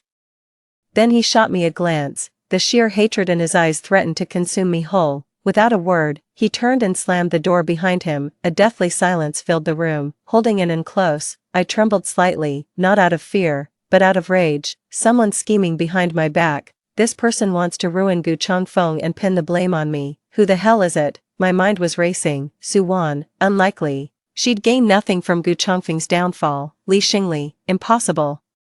He's just a pawn I manipulated, no access to the Gu family. Then who could it be? Suddenly, someone I'd long overlooked surfaced in my mind. Zhang Aijuan, the deputy director of Gu Changfeng Hospital, a middle-aged man who appeared genial on the surface. I remember after Gu Changfeng's incident in my past life, it was him who immediately took over the soon-to-be vacant director position, and within no time, he got together with Su Wan. At the time I found it strange. How could Su Wan, who was supposedly madly in love with Gu Changfeng, switch affections so quickly? Now it occurs to me they might have been secretly involved all along, and Gu Changfeng was just a stepping stone for their social climbing. The moment this thought struck me, I got goosebumps all over. If that's really the case, then everything makes perfect sense now. Zhang Aijuan used Su Wan to get close to Gu Changfeng. Su Wan played the delicate white lotus flower in front of him, driving a wedge between us as a couple. Then they seized the opportunity to steal the documents and pin the blame on me. This way, they could not only bring Gu Changfeng down, allowing Zhang Aijuan to naturally take his position,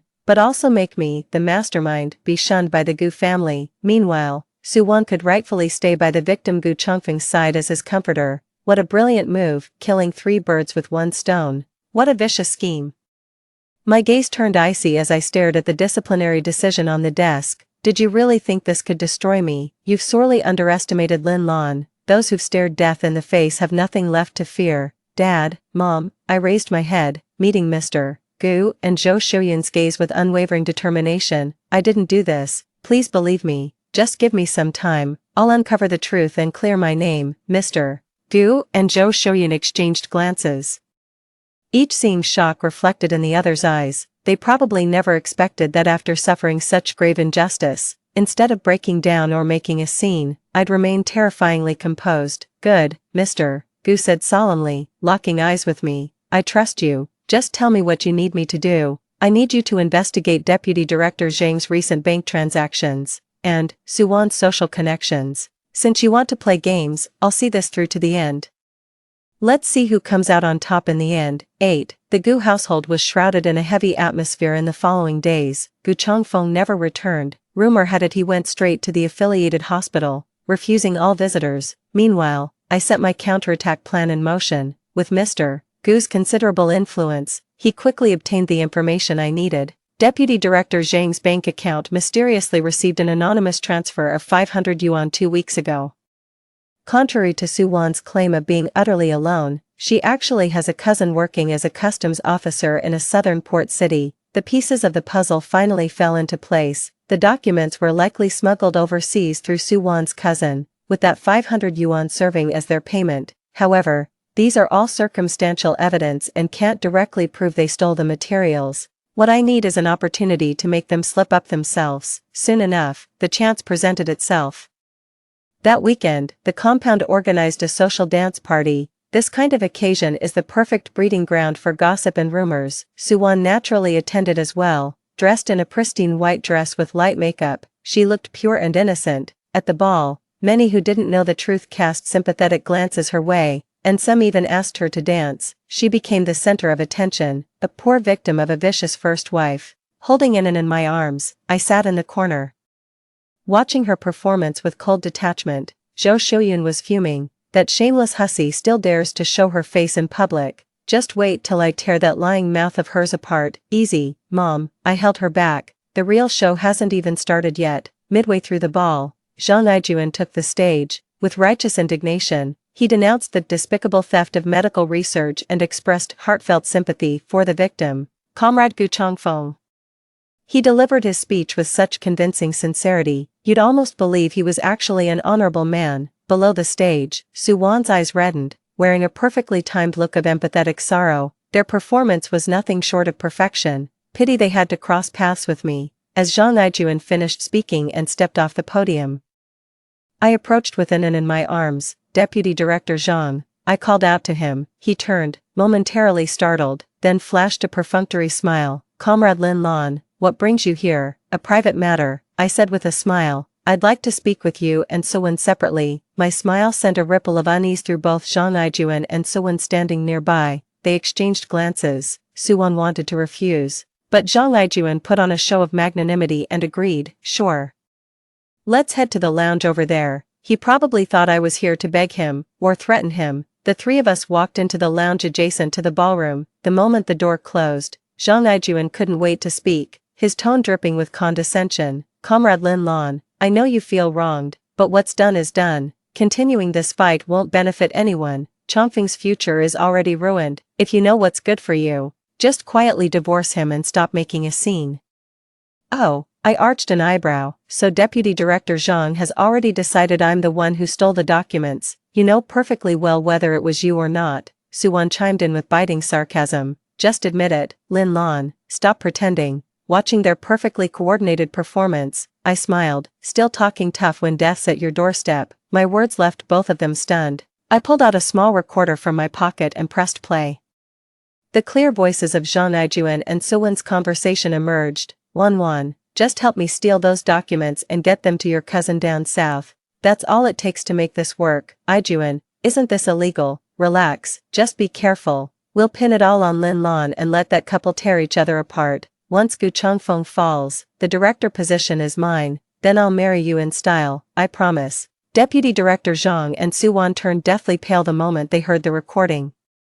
You, Deputy Director Zhang pointed at me, trembling with rage. Never in his wildest dreams had he imagined I'd kept such an ace up my sleeve. This was the evidence I'd gathered after suspecting them. I'd asked my father-in-law to have them tailed and recorded. Now, Deputy Director Zhang, Sister Suwan, no need for hysterics, I said leisurely, switching off the recorder. I've made plenty of copies of this tape. What the hell do you want? Zhang finally cracked, his voice shaking with fear. I don't want anything special. I looked at him and said deliberately, all I want is the truth. I need you to confess, publicly and in detail, how you framed Gu Changfeng and set me up. Impossible, Suwan shrieked. Oh really? I smirked, tossing another document in front of them. That was the bank transaction records of Deputy Director Zhang and the background information on Suwan's customs officer cousin, all dug up by Mr. Gu, Deputy Director Zhang.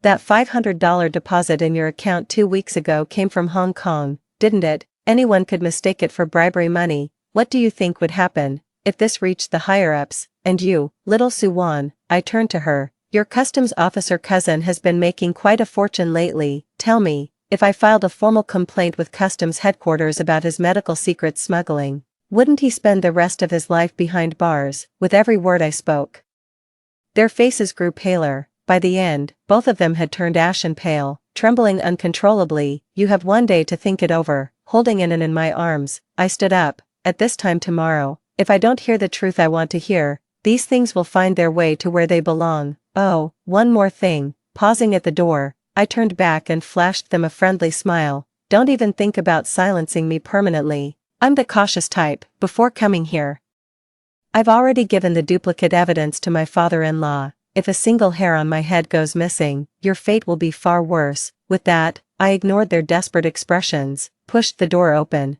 and walked out. Outside, the ball continued in full swing, all merriment and music. But those two would never know happiness again. 09. The next day, the entire compound was in an uproar. Deputy Director Zhang and Su-won confessed everything in detail right in the hospital office, laying bare their scheme to frame Gu Changfeng and pin the blame on me, all in front of the entire leadership. Turns out, Zhang Ijuan had long coveted the director position Gu was about to assume, while Su-won's unrequited love for Gu had curdled into hatred. The two conspirators joined forces to stage this elaborate thief crying stop thief charade. They thought their scheme was foolproof, never imagining they'd ultimately be outmaneuvered by a rural woman they'd always dismissed as beneath notice. The truth came to light, and my name was cleared. Gu Changfeng's disciplinary action was revoked, and he was reinstated to his former position. Zhang Ijuan and Su-won were both dismissed and handed over to the court for false accusations and leaking medical secrets.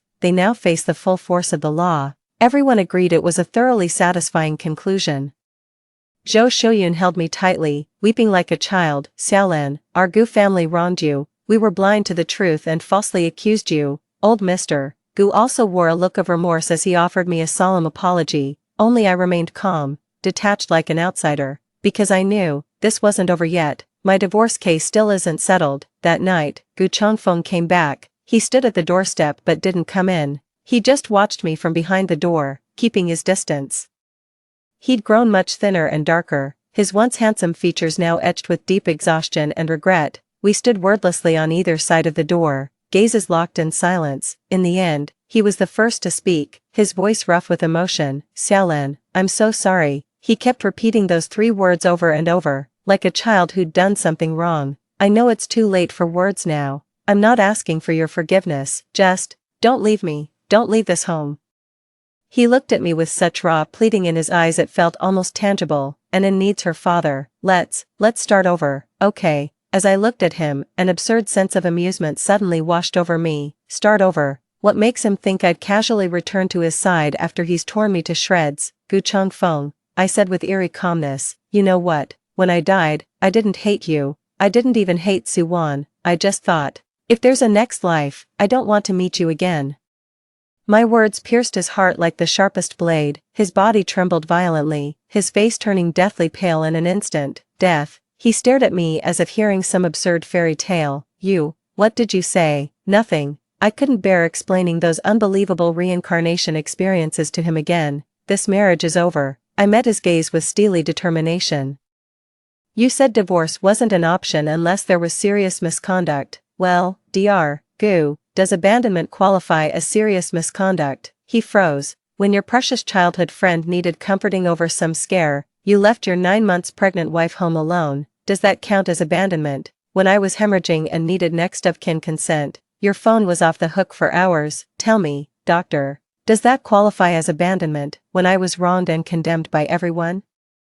You sentenced me without even hearing my side. Doesn't that count as abandonment? With every question I asked, the color drained further from his face. By the end, he'd gone deathly pale, barely able to stand upright without leaning against the doorframe. Gu Changfeng, you're unworthy of being a husband, let alone a father. I've signed the divorce papers. See you at the Civil Affairs Bureau tomorrow. Without another glance, I shut the door firmly behind me. A muffled, anguished sob came from the other side. I knew he was crying. The iron-willed warrior who shed blood but never tears on the battlefield finally broke down the moment I completely abandoned him. But what does it matter now? Belated affection is cheaper than weeds. What's more, his regret wasn't about failing to love me, it was about losing me. I, Lin Lan, who've already died once, will never turn back for such cheap remorse. 10. The divorce proceedings went surprisingly smoothly.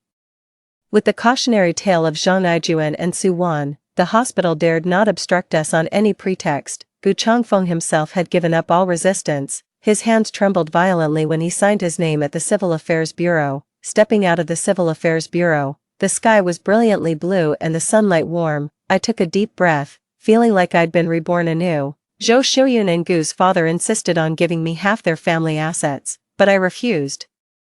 I only took an inn and a few of my own clothes. I want no further ties with the Gu family whatsoever. It was dawn when I left the compound, carrying Inan in my arms. I walked down the familiar tree-lined path. Early risers heading to work cast complicated glances my way, some pitying, some regretful, others admiring. Without acknowledging anyone, I walked straight to the compound's gate. A jeep was parked there. Gu Changfeng leaned against the car door, watching me in silence. "Let me walk you home," he said hoarsely. "No need," I declined. "Please let me see you home," he pleaded, almost desperately. "Just one last time." Seeing the bloodshot eyes and stubbled chin, my heart finally softened. "All right." We walked to the train station in complete silence. As we neared the station, he suddenly asked, "Xiaolan, where are you going?" "Shenzhen," I answered truthfully. It was the vanguard of reform and opening up, a city brimming with opportunities and challenges.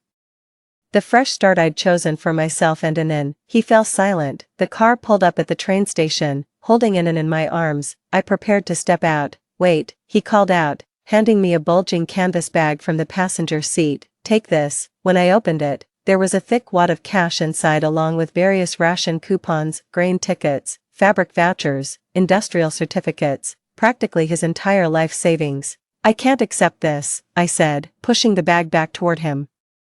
"It's not for you," he replied, his eyes filled with guilt and reluctance as he looked at Anin in my arms. "It's for Anin. Consider it." Me trying to fulfill some fatherly duty. "His name is Lin Wanan," I corrected him. "He has nothing to do with you." My words extinguished the last spark of light in his eyes. He didn't persist, just silently took back his bag, holding Anin. I walked into the train station without looking back. I didn't turn around, but I could feel his burning gaze full of regret following me until my figure disappeared into the bustling crowd. "Xiaolan, you're awake. Stomachache bothering you." Several years after the death, in a Shenzhen garment factory named Lanfeng, I stood before the workers in sharp business attire, conducting a meeting. For next season's orders, we're going all in on Hong Kong-inspired designs, premium fabrics and boldest cuts. We're trendsetters, not followers. My clothing factory has become a well-known brand in Shenzhen. The clothes I design are hugely popular among young people, and I've transformed from a helpless rural woman into a confident, independent entrepreneur. Anin has grown into a handsome little boy, bright and sensible. He's my greatest pride in life. Occasionally, I'd come across news about Gu Changfeng in some magazines. He became the youngest medical professor, with a future full of promise, yet he never married. Never touched romance again. Rumor has it he devoted every waking hour to medicine. He grew taciturn and stern, becoming what everyone saw as an emotionless medical fanatic. Everyone says Dr. Gu's heart had long turned to stone. It died that snow-blanketed winter of 1983. The end. Story 2. I'm pregnant with the child of the devoted second male lead, but when I suffered a hemorrhage during difficult labor, he was by the female lead's side, showering her with attention. I was in excruciating pain, my body growing colder. At the moment my soul left my body, I muttered self-mockingly, "If I could start over, I'd never waste my heart on a man again." When I opened my eyes again, I had actually been reborn back to the beginning of the story. At that time, the male and female leads were passionately entangled, clearly a pair of bickering lovers. The gentle second male lead, Su Yanhe, is the childhood friend of the female lead Lin Yuyu, silently watching over her all along. In the story, he embodies the classic beautiful, strong, tragic archetype, raised in a single-parent household with a seriously ill mother, juggling studies while earning money to support the family and pay for her treatment. His life is marked by his mother's death, failing the college entrance exam, and failed business ventures. As the devoted second lead, he remains the female lead's eternal safe harbor and sturdiest support. After she marries the male lead, he leaves for a foreign country, fulfilling his destined to be alone ending. His entire character arc wrings endless tears from readers. I've always been a sucker for gentle and devoted character types, and after finishing the entire novel, I couldn't help but feel overwhelmingly heartbroken for him. In my past life, after dying inexplicably, I transmigrated into a book and became a beautiful extra. Reason tells me I should never get involved in their story, just be a quiet background character, but in the end, emotion triumphed over reason. Perhaps out of shared suffering, I couldn't help but be drawn to Su Yanhe, willingly guarding him, doing everything in my power to redeem him. I'd gladly tear out my own heart and give it to him, yet none of it could compare to the female lead's tearful plea. "Brother Xiaohe, I miss you so much." So Su Yanhe abandoned me at the hospital while I was in labor, rushing off to comfort the female lead who had run away after a fight with the male lead. Overwhelmed by intense emotions, my water suddenly broke, and then, I died on the cold operating table. 2. I took the initiative to distance myself from the main group, Suyenha quickly sensed something was amiss. After all, it had always been me shamelessly clinging to him, forcing my way into their circle. The sudden estrangement became so obvious even outsiders noticed. My top student desk mate quietly asked me if I had a fight with Suyenha and the others. I patted the exercise book and smiled generously. Of course not. I just want to study hard. The final exams are coming soon, and I don't want to be at the bottom of the class again. As soon as I finished speaking, an intense gaze from the front row immediately pierced through me. No need to guess, I already know it's Suyenha. He's been secretly observing me many times these days, always looking like he wants to say something but hesitates, but he's clearly afraid Lin Yuyu might misunderstand something, so he doesn't dare to approach me first. In my past life, I was both foolish and pathetic, thinking I could redeem him, never expected to end up with such a ridiculous outcome. Nowadays, I can't even muster the will for revenge. Firstly, I don't want the slightest connection with the main characters anymore. And secondly, I genuinely lack both the ambition and courage to do evil. Right now, I just want to fully enjoy my wonderful life. After dying twice, I've come to cherish living even more. Life is hard one, whether in the real world or this story's world. I've never truly lived freely even once. In my previous life before transmigrating into the novel, I was clearly my mother's precious darling too, but back then I had congenital leukemia. My father ran away, and my mother had to work extremely hard to raise me all by herself. But later, I was only 15 when I fell to my death. My mother must have been devastated. As I kept thinking about it, my nose tingled with sadness, and tears nearly fell. Suddenly, Lin Yuyu's sweet voice sounded behind me. Gugu, why haven't you been playing with us lately? Did you have a fight with brother Xiaohe? I looked up and immediately met Suyenha's probing gaze not far away. The next second, I flipped him off silently, mouthing, "Dumbass." His smile froze as he stared at me in disbelief. 3. Seeing the female lead's innocent expression, I smiled faintly. Yes, I had a big fight with him, a really intense one. Oh, how could this happen? She looked surprised, yet there was a hint of secret delight in her expression, as expected of someone so young, still unable to conceal their thoughts. Because I put on a very sad and angry face. I found out he likes you, so I don't want to like him anymore. Upon hearing this, Lin Yuyu's face instantly turned pale as she nervously glanced around. After a long pause, she finally stammered out an explanation. Gugu, what nonsense are you talking about? I've always seen Xiaohe as an older brother, and he definitely sees me as a younger sister. We're just very good friends. Don't talk nonsense. As she spoke, her voice grew increasingly uncertain, clearly showing her guilty conscience. I found it somewhat amusing. Everyone could tell that Suyenha liked her. Could she really not notice anything at all? In the end, it's just using the guise of siblings to act as lovers. No rejection, no initiative, no commitment. As long as she doesn't pierce through this thin veil, she can freely enjoy Suyenha's affection toward her. Too lazy to watch her face turn green then red, I grabbed my vocabulary book and went out to memorize words, brushed past Suyenha who was walking towards me. He tried to grab me. I cursed. Get lost. The gentle smile on his face completely vanished, replaced by a puzzled look of mild anger. The male lead Chinyi came over to join the fun, wanting to mock Suyenha. Me, you get out too. What a dumbass who can't even keep his wife in check. I equally despise every single member of the main character group. Chinyi was startled and turned back toward Lin Yuyu with resentment. Tigress, did you eat explosives or something? I roughly shoved Suyenha, who was blocking the way, and quickly left the classroom. For several days in a row, everyone kept to themselves peacefully, but we became like strangers. After school that day, I went to the alley as usual to feed Fatty. Fatty is a stray orange tabby cat with high wariness towards humans. I planned to lure it home after gaining its trust through feeding. In my previous life, both Lin Yuyu and I wanted to adopt it. Fatty was about to come with me, but Suyenha interfered at the last moment. After his repeated persuasion, I handed Fatty over to Lin Yuyu, but because Chinyi didn't like cats, she casually gave the cat to Suyenha to raise. I took the opportunity to claim it back. This time, I'll definitely strike first. Just as I reached the alley entrance, I heard Lin Yuyu's delicate laughter. Wow, Xiaohe, this cat is so adorable. I really want to take it home. I quickly jogged over and stopped her hand from grabbing the cat. Don't touch it, Fatty will bite. She reluctantly withdrew her hand and asked unhappily, Goo, is this your cat? LOL, how quick you are to change your tune. finally stopped calling me cuckoo. Sounds like a pigeon that's become a spirit. Yes, my cat, I replied expressionlessly, squatting down to put out cat food. Lin Yu bit her lip and said timidly, but it looks like a stray cat to me. Why don't I give it a home? No way, I refused outright. This is my cat, I'm taking it home. I refused to give up the cat.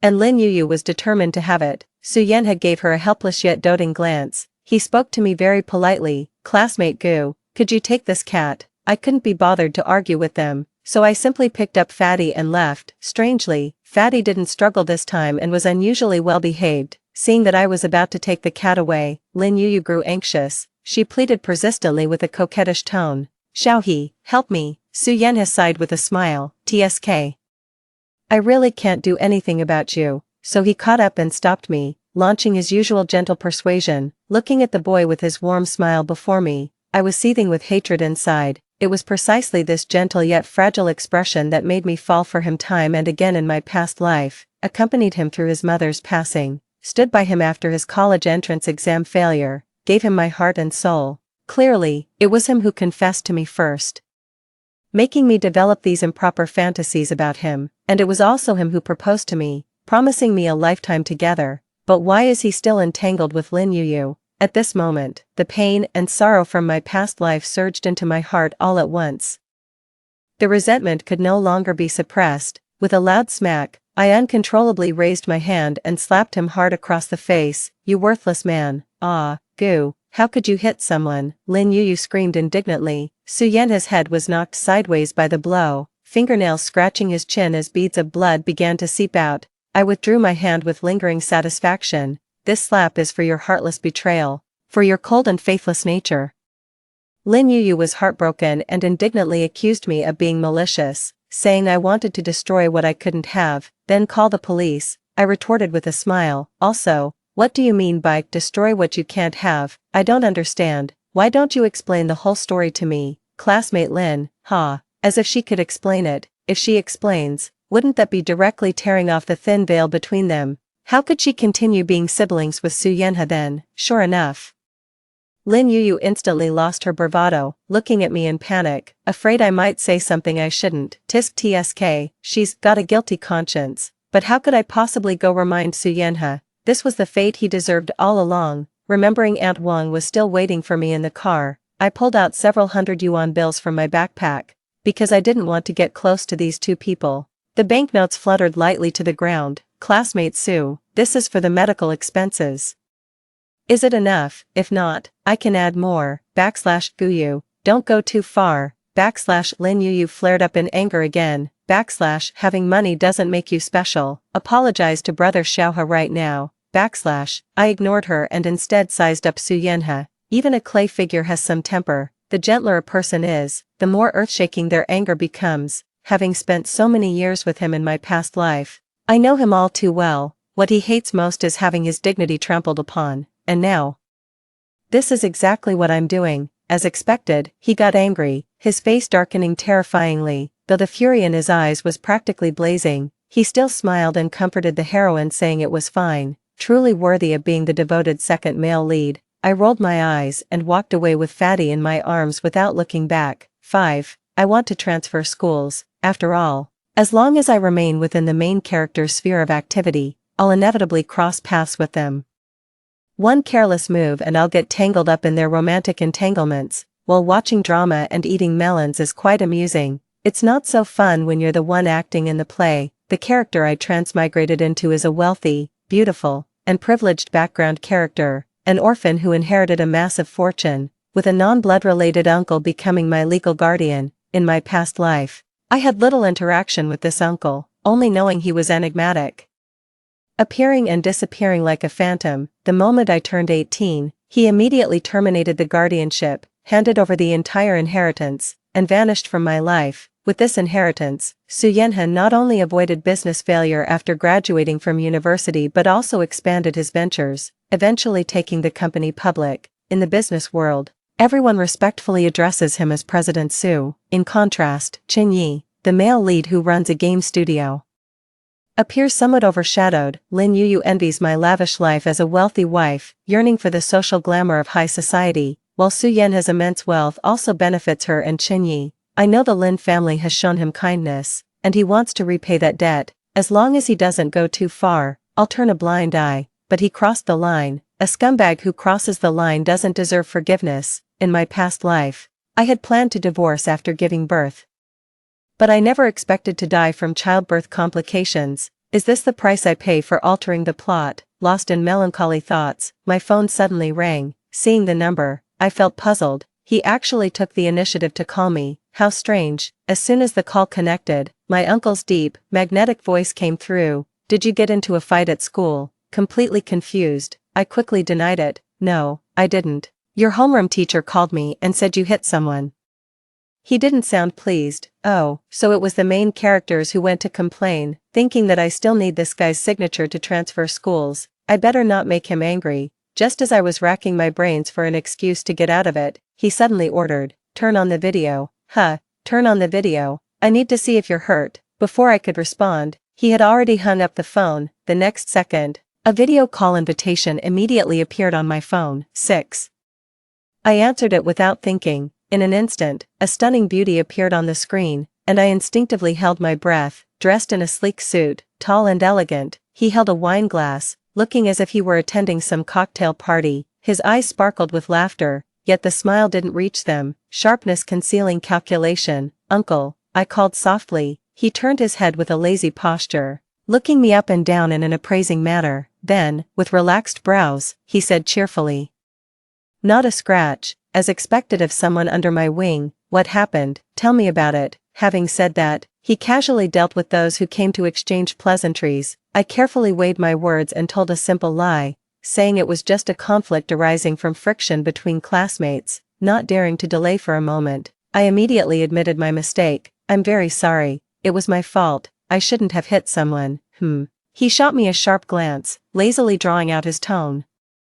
"Did I say you were wrong? Just a slap. Yet your homeroom teacher got so worked up it was like the school exploded. If you ask me, you let that kid off too easy. Next time something like this happens, tell me. I'll have someone chop his hands off and feed them to the dogs." I was shocked. "What? Seriously?" He raised an eyebrow. "What? You want to do it yourself? Well, it's not entirely impossible." He pondered briefly, actually considering the feasibility. "But a young lady like you really shouldn't be involved in violence." I was utterly shocked and completely baffled. "Good grief, old man, you're truly the epitome of double standards. Got anything else? If not, I'll hang up first. I need to deal with the old man." He raised his glass to me and downed the red wine in one gulp. Yes. I hurriedly cut in. "Uncle, I want to transfer schools." He paused mid-motion and stared at me for a moment. "Not chasing after your little boyfriend anymore. Given up on love." Hearing this, I felt a strange sensation in my heart. How does he even know about this? Has he been secretly watching me all along? Perhaps my suspicious gaze was too obvious, as his expression suddenly darkened and he began impatiently shooing me away. "Transfer if you want, go find List. He'll handle everything." List is his personal assistant. "Also, next month I'll return to the country. We'll talk about your academic performance then. You'd better explain clearly why your grades are so terrible." How did my grades end up so terrible? Even though I'm at the bottom of my class, at least I'm still in the top 100 of the grade. I was just about to argue with him, but he had already thrown his phone to List, leaving me with nothing but his cold back. In the frame, List smiled awkwardly yet politely. "Me, a grumpy old man with a dog's temper. Serves you right for living to 30 in your past life without even holding a woman's hand." 7. With nothing better to do, I started organizing the storage room. Anything related to Su Yenha, I threw it all into the trash. Auntie Wang brought over a cup of fruit smoothie and urged me to take a break. "Miss, let me clean this up. Be careful drinking, don't choke." I couldn't wait and took a big gulp of the smoothie, squinting my eyes in comfort. So wonderful, the long-lost taste of Mom's cooking. Every chemotherapy session for leukemia was excruciating, so Mom would make milkshakes to comfort me. She originally couldn't cook, but for my sake, she diligently practiced recipes and became an excellent cook. She was a top graduate from Shanghai University of Finance and Economics, and had many suitors after the divorce. Without me, she could have had a much brighter future. If I die, she would definitely be very sad, but what's the use of keeping a daughter like me who is willful and unfilial? Just a burden. In the midst of silence, Aunt Wang suddenly spoke. Miss, I think that classmate Sue has a wife-repelling face. He's not a good match. You'd better not fall for him. I couldn't help but laugh. Auntie Wang, you can even read faces. How impressive. She grew somewhat anxious. Miss, I'm not joking. This person looks cold-hearted and ungrateful. A fine young lady like you mustn't fall for someone like him. I nodded in agreement. Indeed, this person is no good, so rest assured, I definitely wouldn't like him. She visibly relaxed upon hearing this. A warm feeling blossomed in my heart, filling me with joy. How wonderful it feels to be cared for and remembered like this. Speaking of Auntie Wang, she's a character I've only met in this lifetime, never encountered in my past life.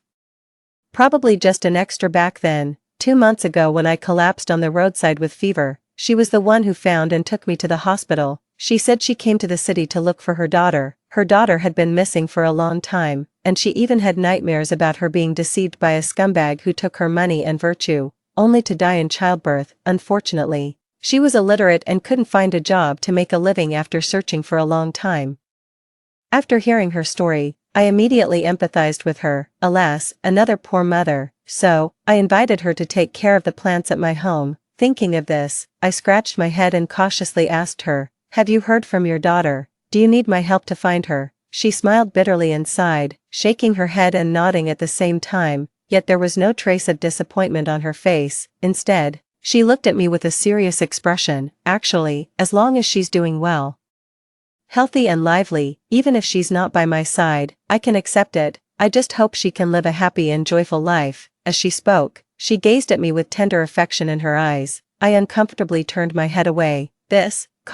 Could she possibly be mistaking me for her daughter? I don't really mind, but that young lady would probably be heartbroken if she knew. Having her motherly love inexplicably substituted away like this, but seeing Aunt Wang's face full of anticipation and joy, I thought about it and ultimately said nothing. Forget it, let her be. 8. List actually flew back overnight. Early the next morning, I saw his car at the school gate. He motioned for me to get in the car to talk. I opened the car door, never expecting to see my uncle inside. He was lounging lazily in the seat, head slightly bowed, appearing both noble and dangerous, exuding an aura that kept strangers at bay. I was debating whether to wake him up, because his morning temper is huge. Lister spoke up from the other side. Boss, the young lady is here. Oldly, you're really being incredibly thoughtful. Little uncle opened his eyes, his expression clearly displeased, and Lister wisely made himself scarce, giving me a you're on your own look. I wanted to slip away too, but the man behind me grabbed my backpack strap. He patted the seat beside him expressionlessly. Get in. I steeled myself and reluctantly sat down. Have you eaten? He condescended to ask. I have. But I haven't eaten yet, I choked, then tentatively asked, shall I take you to a restaurant? He snorted coldly and ignored me. After a while, he suddenly asked, how old are you this year? With shameless cheerfulness, I grinned and replied, I'll be turning 17 next month. He then stared at me with an inscrutable expression, half smiling. 17 already, how fast time flies. Just 1 more year left then. Thinking he was referring to the guardianship matter, I happily showered him with flattery, recalling all these years of his care.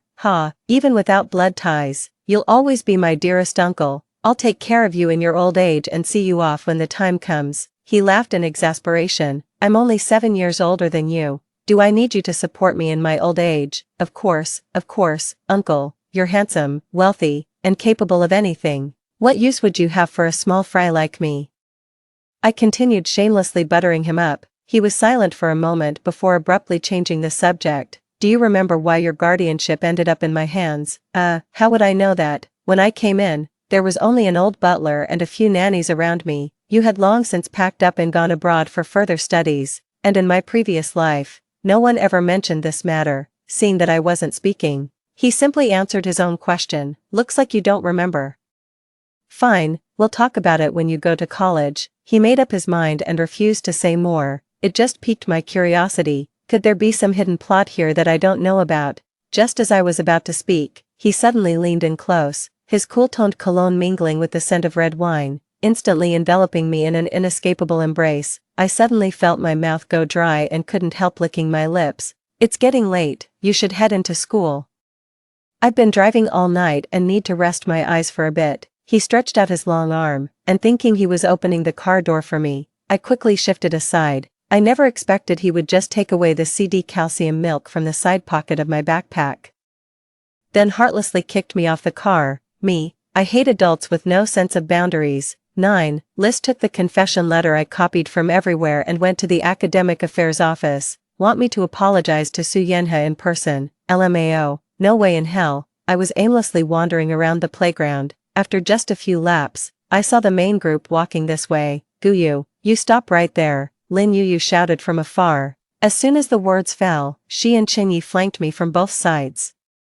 I frowned impatiently, thinking how damn unlucky this was. They just won't leave me alone. Su Yenha walked over, his gaze darkly fixed on me. I heard you're transferring schools, though he smiled gently, his eyes were ice cold. None of your business, I immediately retorted with sarcasm. What gives you the right to question me? Su Yenha hadn't said anything yet. Lin Yuyu was displeased. Xiaohe, why are you wasting words with her? Make her apologize now. How dare she freeze that card? Doesn't she know it's your mother's life-saving money? I think she did it on purpose. Card, what card? Oh, I remember now. I did give Su Yenha a card before. It was for his mother's medical treatment, but it definitely wasn't me who stopped it, because after being reborn, I never even thought about this matter. I took a deep breath and said to Su Yenha with utmost seriousness, whether you believe it or not, I didn't do this. Lin Yuyu became somewhat agitated upon hearing this and declared righteously, this is your card. If you didn't do it, then who else could have? Qingyi tugged at her arm, signaling her to say less. She was clearly emotional, standing on moral high ground like a righteous crusader, venting her thoughts. Give them an inch, and they'll take a mile. I was left speechless, as more and more classmates gathered on the playground. I started feeling annoyed. Su Yenha, please move aside, I want to go back. Yet he remained motionless, staring at me with sharp eyes. I'm not here to ask about that card, I just want to ask you one thing. I just can't figure it out. Why did you suddenly start hating me so much? Or rather, he suddenly leaned in and whispered very softly in my ear, you actually hate me, don't you? His tone was utterly certain. In an instant, my heart leaped into my throat, nearly jumping out of my chest. His current aloof and detached demeanor, stripped of its usual gentle undertones, gradually overlapped with his cold and indifferent self from the previous life. Could he have been reborn as well? No, impossible. I mustn't panic prematurely. No, even as my heart churned with turmoil, I maintained a stoic expression and denied it. I don't hate you. I deliberately smirked maliciously and whispered, look down on you. That's all. I realized I misjudged you. So now I'm just waking up to the truth and correcting my mistake. 10. Fine, Guyu, you're doing just great. Su Yenha glared at me with gritted teeth, his fists clenched tightly, veins bulging on his forehead. What do you take me for? A plaything you can summon and dismiss at will, or just some capricious charity from your young mistress playing at being worldly? You overestimate yourself too much, I interrupted bluntly. Even a plaything can amuse me when I pay for it, yet you won't even bother to sweet-talk me. How dare you claim to be a plaything? It's far more noble than you. Hearing this, Su Yenha's gaze instantly turned sharp as a blade, as if he could cleave me in two. Lin Yuyu couldn't hear what we were saying, but she saw her Xiaohe's face turn ashen with anger. Ignoring Qingyi's attempts to stop her, she raised her voice loudly, classmate Gu, why do you keep bullying Xiaohe? Just because Xiaohe doesn't like you, you first hit him for no reason. Then deliberately stopped his mother's medical payments. You clearly know how hard he's been working to earn money for his mother's treatment. As soon as these words were spoken, the crowd immediately erupted in commotion. At first, there were whispers and pointing fingers, then the accusatory voices grew louder and more numerous. Completely unrestrained, those words came flying at me densely, like razor blades. I was completely stunned. How long has it been since I last encountered such a scene? Even though it's been a long time, I still remember it very clearly. Back then, due to chemotherapy, I lost all my hair and my appearance became ugly. They deliberately pulled off my wig, mocking me as a freak. They paired me with the messiest boy in class, exaggeratedly mimicking my seizure movements, pointing and laughing right in my face. It was probably a rainy afternoon when they stopped me again for their amusement. Amid the shoving, I fell from the 7th floor railing. The howling wind mixed with screams rushed into my eardrums, and the world plunged into darkness in an instant. Could the same nightmare be repeating itself here again? In an instant, the helplessness, fear, and despair of near death came crashing down upon me once more. I couldn't help but tremble. No, I can't dwell on this. I need to stay calm and find a way out of this predicament. You're shivering from the cold, why didn't you wear more? Amidst the chaos of my thoughts, a coat suddenly fell over my head, wrapping me up completely. The familiar scent of cold-toned perfume rushed towards me. He stood by my side, as if walking against the light. What are you afraid of? If you're bullied, just fight back. I've got your back no matter what. Also, the squeaky wheel gets the grease. 11. Uncle stood with one hand in his pocket, shielding me behind him while List followed closely by his side. As a business tycoon who operates in both legal and underworld circles, he was far beyond what Qin Yi and Su Yanhe could match at this stage. Just a slight release of his imposing aura was enough to intimidate these naive high school students. He surveyed the room with amusement, but narrowed his eyes slightly upon spotting Su Yanhe. If there's anything, you might as well tell me, and I'll make the decision for her. Lin Yuyu inexplicably blushed and shyly stepped forward first, saying, Hello, I'm Guyu's classmate, my name is Lin Yuyu. Well, the thing is actually like this. She stumbled through her explanation. Uncle listened expressionlessly. In his eyes, this farce was probably as childish as kids playing house, yet I felt utterly defeated and at a loss. It seems I can never escape the nightmare of the real world, even if it happened in the life before last. Now the slightest trigger can infinitely amplify my fear, because I've never truly overcome it. Long ago. My mother was my protective shield. In my past life, this character's setting was my protective shield, a massive inheritance, superior social status, and an invincible uncle as my backing, so no one dared to bully or provoke me. Given another chance, I still find myself hiding behind others, being protected. I couldn't help but look up at the man standing before me.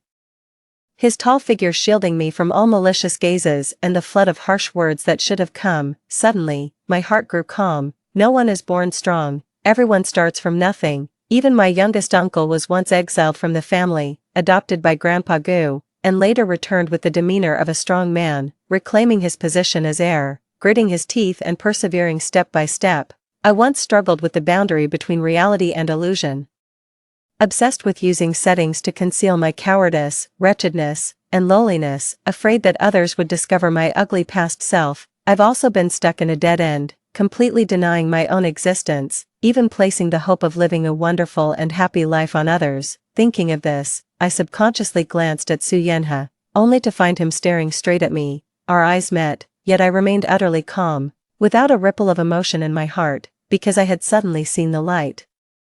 It was me in the past, the future will be mine too, the present is reality, I think, therefore I am. 12. I abruptly tore off my coat and strode forward before the crowd. Since it's a nightmare, I should be the one to break it apart piece by piece. For the first punch, let's start with this farce. Seeing this, my uncle silently took a step back, yielding the space to me. After receiving his approving and encouraging look, I cleared my throat and raised my voice. Hitting someone was indeed my fault.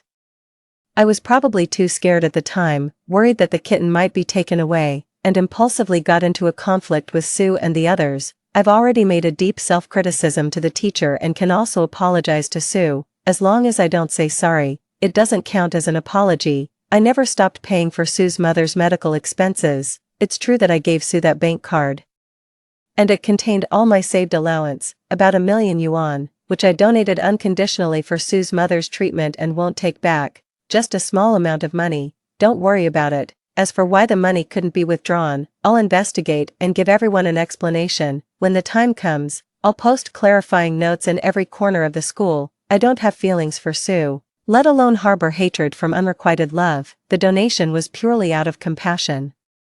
You and Lin Yuyu should stay tied together forever. Don't go ruining other people's lives. That's how things are. The innocent need no defense, and I have a clear conscience. As soon as I finished speaking, I felt a wave of relief. I could finally face the bloody scar deep in my heart and confront myself with courage, fearless and carefree. People were whispering among themselves when suddenly someone shouted, "Some people do good deeds without expecting anything in return, while others contribute nothing but their mouths, just spouting moral judgments." Once someone took the lead, others naturally joined in. Exactly, without knowing the truth, you'd think they were truly heinous criminals. No matter how rich someone is, it's their family's money. They can donate if they want to, or not if they don't. How dare the recipients make demands? We're all classmates. How can you accuse someone without even understanding the situation? Our class discipline committee member also stepped forward. Lynn, I think you should apologize to Gu. Do unto others as you would have them do unto you. We can't let good-hearted people feel unappreciated. Lin Yu looked left and right in disbelief, only to find everyone staring at her with reproachful eyes, overwhelmed with grievance. Her eyes reddened as she ran out of the crowd in tears. Jinyi quickly chased after her. Just then, the class bell rang.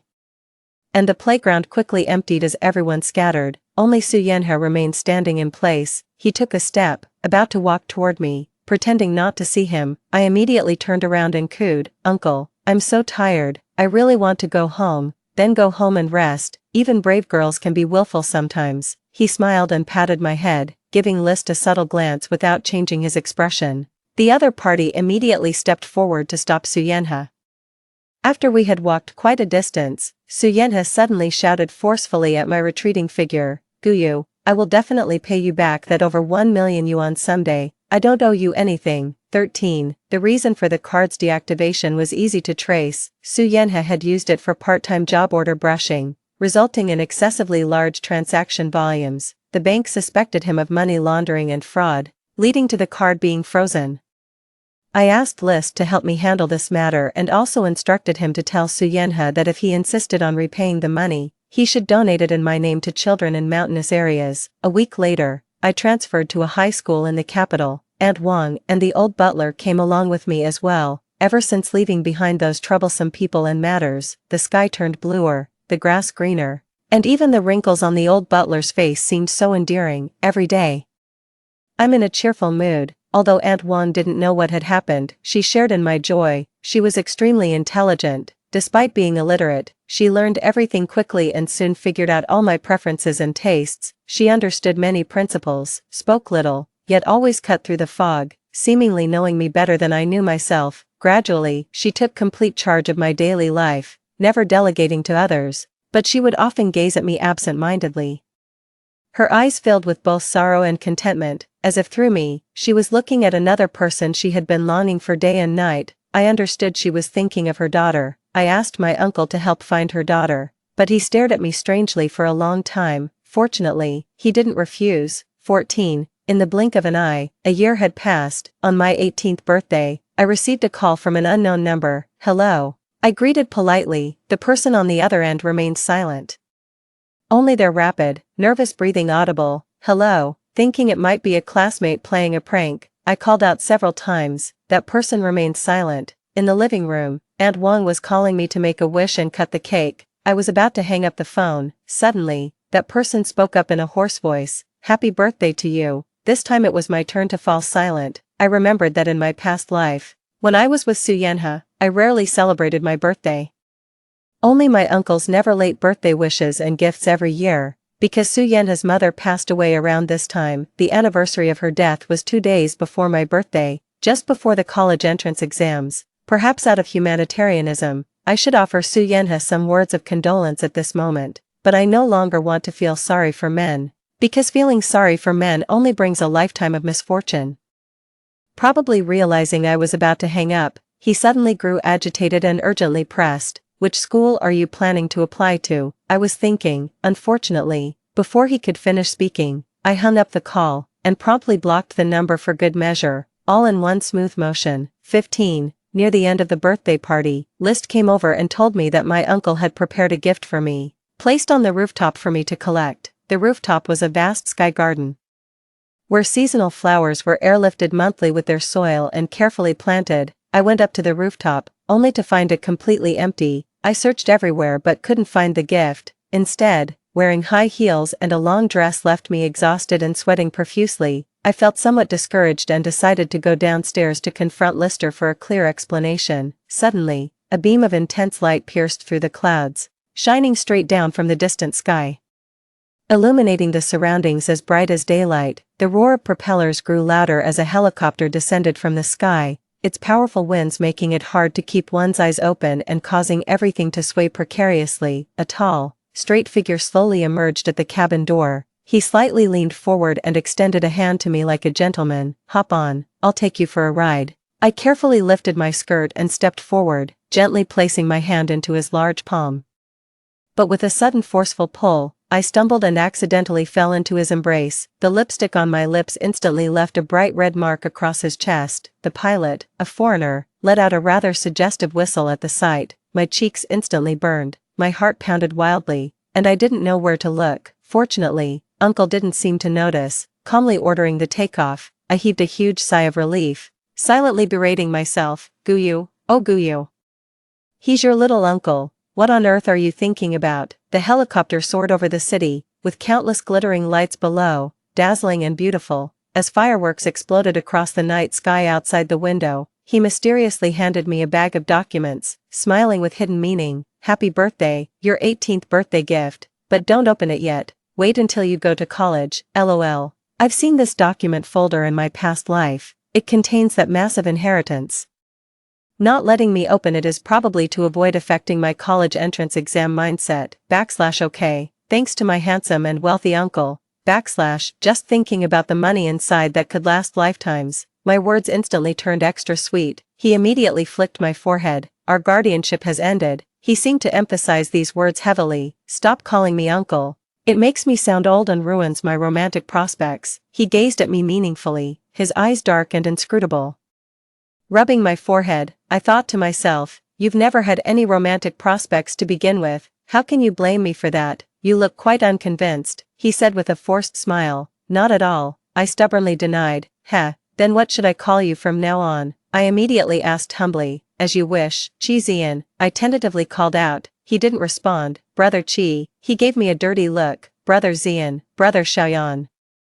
I suddenly felt mischievous and started calling out random names one after another, getting more and more excited, but failed to notice his increasingly strange expression. Later, he told me that actually, that day, he would have preferred to hear me call out somewhere else. You pervert. 16. After the college entrance exams, I received the admission letter from Jinghua University. During the 2-month summer vacation, I took Wang Ma and the old butler on a wild trip across the country. I've noticed that I seem to be relying more and more on Auntie Wang. When playing, if she's not around, I feel a bit empty inside. Whenever there's something delicious or fun, I'm always the first to excitedly share it with her. I even worry that if one day she finds her own daughter, will she still cherish me as much as she does now? But stealing someone else's maternal love is shameful. I can only try to suppress these feelings deep in my heart, afraid to let Auntie Wang notice. But she seemed to sense my restlessness and quietly maintained an appropriate distance from me. Though somewhat saddened, there was nothing I could do about it. Chi Zian would occasionally fly over to accompany me on trips, but after 2 or 3 days, he'd be busy flying back again. More often, he would send List over to keep an eye on me in his stead, claiming it was to prevent me from straying from the right path. College life arrived very soon. Freshman year was quite busy.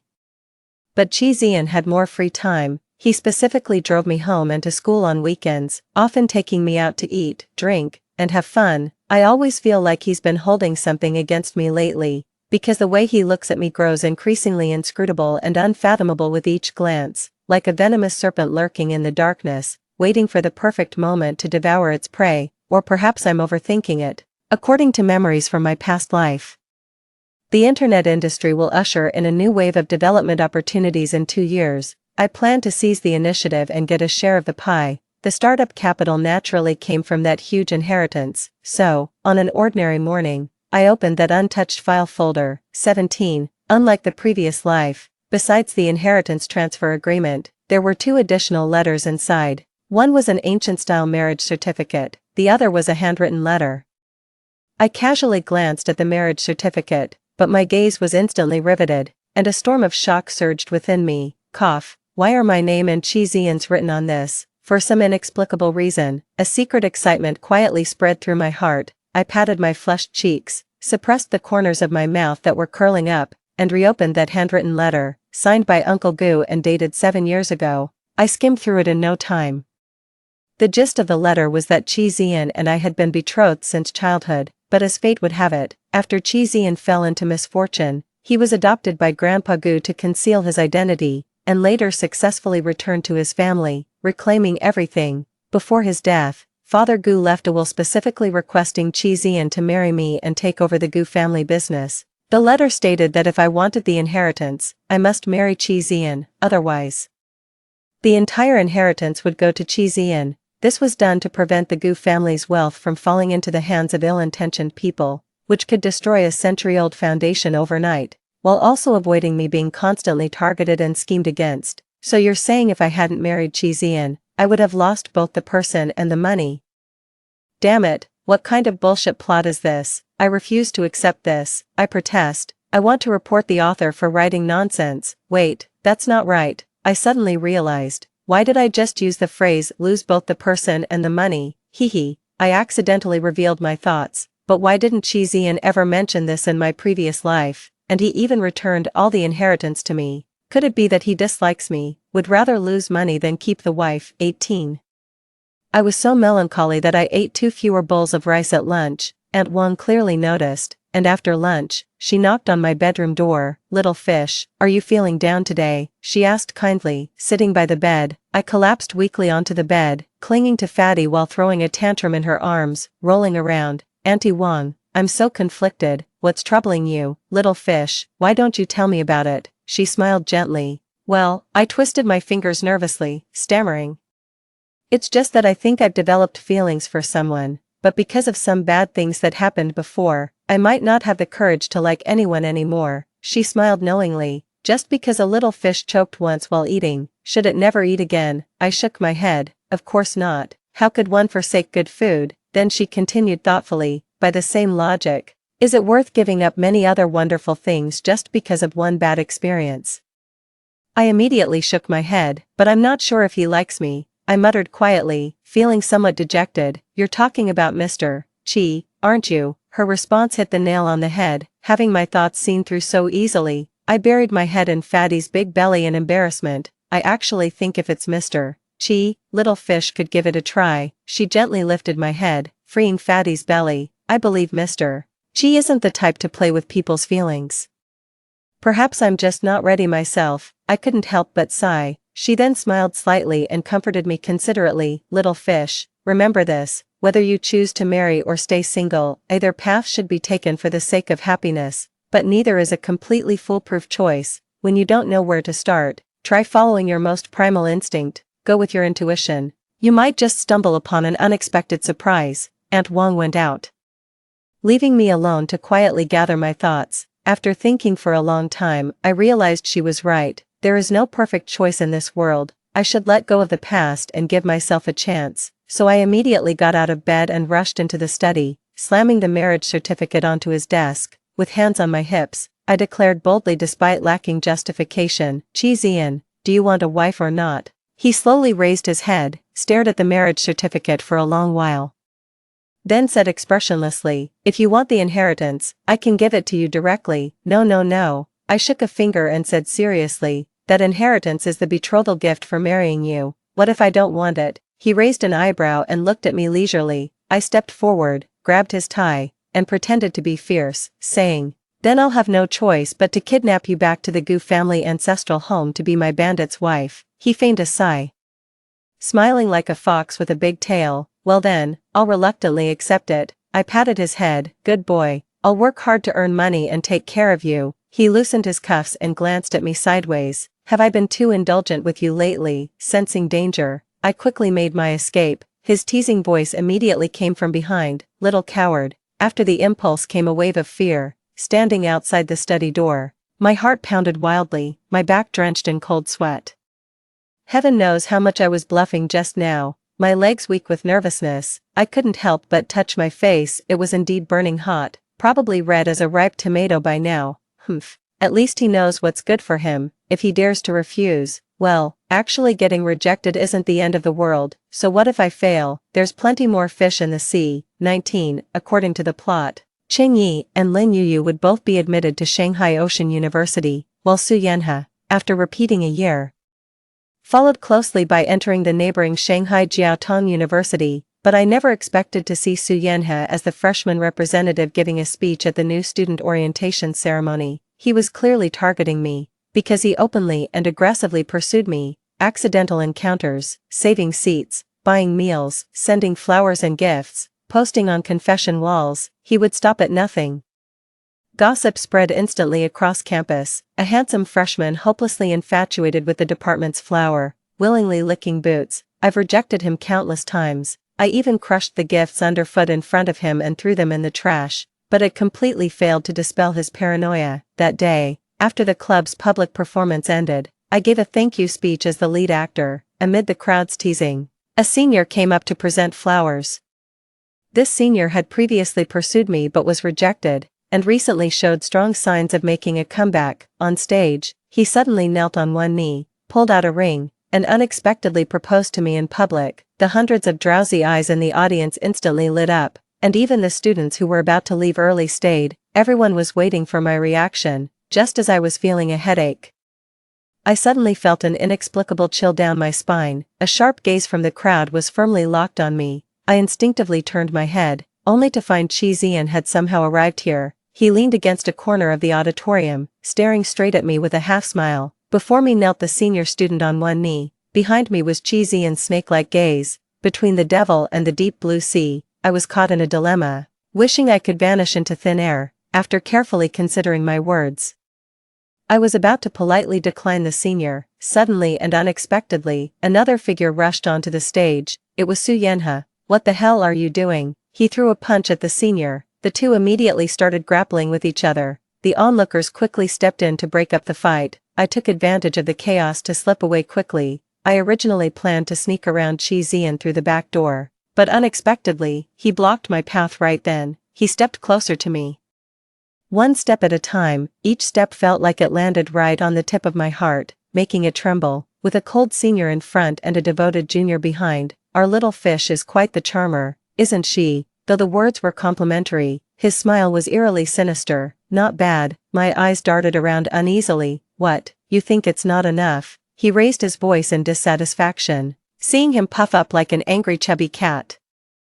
I walked over amusedly to smooth his ruffled fur. Don't be mad. I'll treat you to fish when we get home. I wrapped my arms around his waist and planted a light kiss on his chin. He narrowed his eyes in delight. The next second, he suddenly lifted me up and pinned me against the wall with a grin. But I can't wait to get home. Terrified, I immediately tried to pry his hand away. Let go. There are cameras here. Don't embarrass yourself and drag me into it.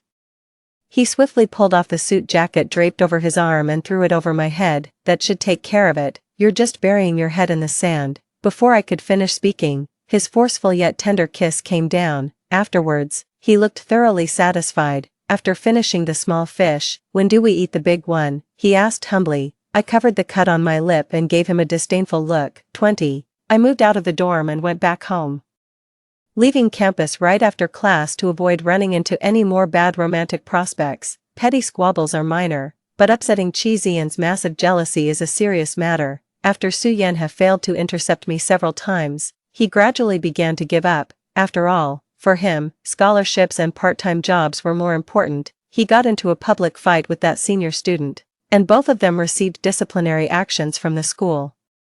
I encountered him again 2 years after graduating from university, at a well-known law firm. His startup had failed, and he came to consult about bankruptcy liabilities. We crossed paths in the hallway, and I walked past him without a sideways glance, yet he reached out and stopped me. Only then did I see clearly. His appearance was utterly haggard and gaunt, a far cry from the spirited CEO Su of his past life. "We were classmates once. Care for a drink?" he asked softly. I took a step back. "No need. Let's talk about it right here." His head drooped listlessly, yet he smiled tenderly, as if he had never suffered hardship or failure. "Do you know why I started this business? My personality is clearly not suited for being a merchant at all." I thought to myself, it's all for Lin Yuyu. You saw Chinyu running his studio with such vigor, couldn't stand being outdone, and jumped on the entrepreneurship bandwagon too. Without waiting for my reply, he continued talking to himself. I was thinking, if I became stronger than that man, strong enough to make everyone take notice, would you finally look at me differently? Boy, you're overthinking this. I had no interest in hearing about his entrepreneurial journey, and certainly didn't want to know I'd been cast in the female lead's role against my will. I turned to leave. He suddenly lunged at me, gripping my wrist tightly with bloodshot eyes. "It was me who got close to you first." Startled, I raised my foot to kick him. His eyes cleared in an instant as he reluctantly released my hand. "Sorry, I lost control." Then he gazed at me intently again. "Someone asked me to relay a message to you. He said he didn't mean to abandon you and your child that day, when he went to find Lin Yuyu. He intended to end things and tell her to stop pursuing him, but he never expected. What nonsense are you spouting? I impatiently cut him off, pretending to be completely clueless. I'm not even married, how could I have a child? Did Suyenha also get reborn? I don't know, but I no longer had the heart to investigate, because none of that had anything to do with me. He shouted at my retreating figure, be careful of your uncle, he's not a good person, he harbors ill intentions toward you. I turned a deaf ear, I just kept striding forward. Later on, from high school classmates, I gradually heard some things about the male and female leads, without the catalysis and assistance of Suyenha, the devoted second male lead. Their romantic journey suddenly became full of obstacles. The two stumbled their way into the marriage hall. However, the issues from their dating days were never fundamentally resolved. After marriage, new conflicts erupted. Over time, the two ultimately ended up divorcing. As for Suyenha, it's said that after attending the main couple's wedding, he went abroad and was never heard from again. 21. Not long after Chi Zian and I got engaged, Aunt Wang suddenly fell seriously ill. The illness was severe, and within days the doctors issued a critical condition notice. The illness came on quite strangely, but Aunt Wang didn't seem to care at all. I was so anxious I kept pacing around, dragging Chi Zian to consult various experts, but it was all in vain. That evening, Aunt Wang suddenly became energetic again and even had the strength to eat. She quietly watched the sunset outside the window. Little fish, the time has come. I must go now, and I may never return. I understood this was a final rally before the end, and with tear-blurred vision, I leaned over the bedside. No, your daughter hasn't been found yet. You must stay strong. We'll find a way to cure you. After all this time, I'd long since subconsciously come to see her as a second mother. No, she smiled gently, bathed in profound happiness. I actually found her long ago. I watched her grow up healthy, take the college entrance exams, graduate from university, get engaged. She found someone willing to care for her, and will live a happy life from now on. So she had already found her daughter long ago. She never told me, but she never left me either. For a moment, I didn't know whether to feel relieved or sad. She looked at me deeply, reluctant to part. As our eyes met, emotions surged uncontrollably, and I couldn't help but blurt out, Mom. Unexpectedly, she responded with a smile. Yes. Then she said nonchalantly, at last. We've recognized each other as mother and daughter. These words struck like a bolt from the blue, leaving my mind blank and my heart racing wildly. A bizarre thought slowly surfaced in my mind. No wonder the taste of her cooking felt so familiar to me. No wonder she insisted I call her Auntie Wang instead of Mrs. Wang. No wonder she was illiterate. The writing systems were completely different. While I had systematically learned this world's knowledge and had long grown accustomed to those characters and symbols, if I could transmigrate into a book, others certainly could too. Mom, yes, Mom, I'm here. I threw myself into her arms, sobbing uncontrollably, calling out to her over and over again. She patiently responded to me each time without complaint. I'm sorry, I wailed bitterly. I'm sorry I didn't recognize you sooner. I'm sorry it took me so long to call you Mom.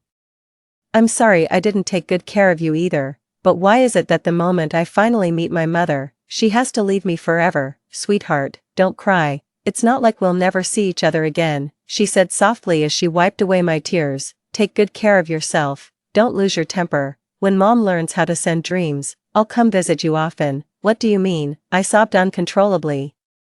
Well, I was only able to come here thanks to my master's help, but as the price for helping you be reborn, I had to become his disciple, inherit his legacy, and couldn't acknowledge you as my mother, she explained gently. The more I listened, the more astonished I became. Hastily wiping away my tears, I pressed on. Who is your master? Lady Mangpa, she replied with an embarrassed smile.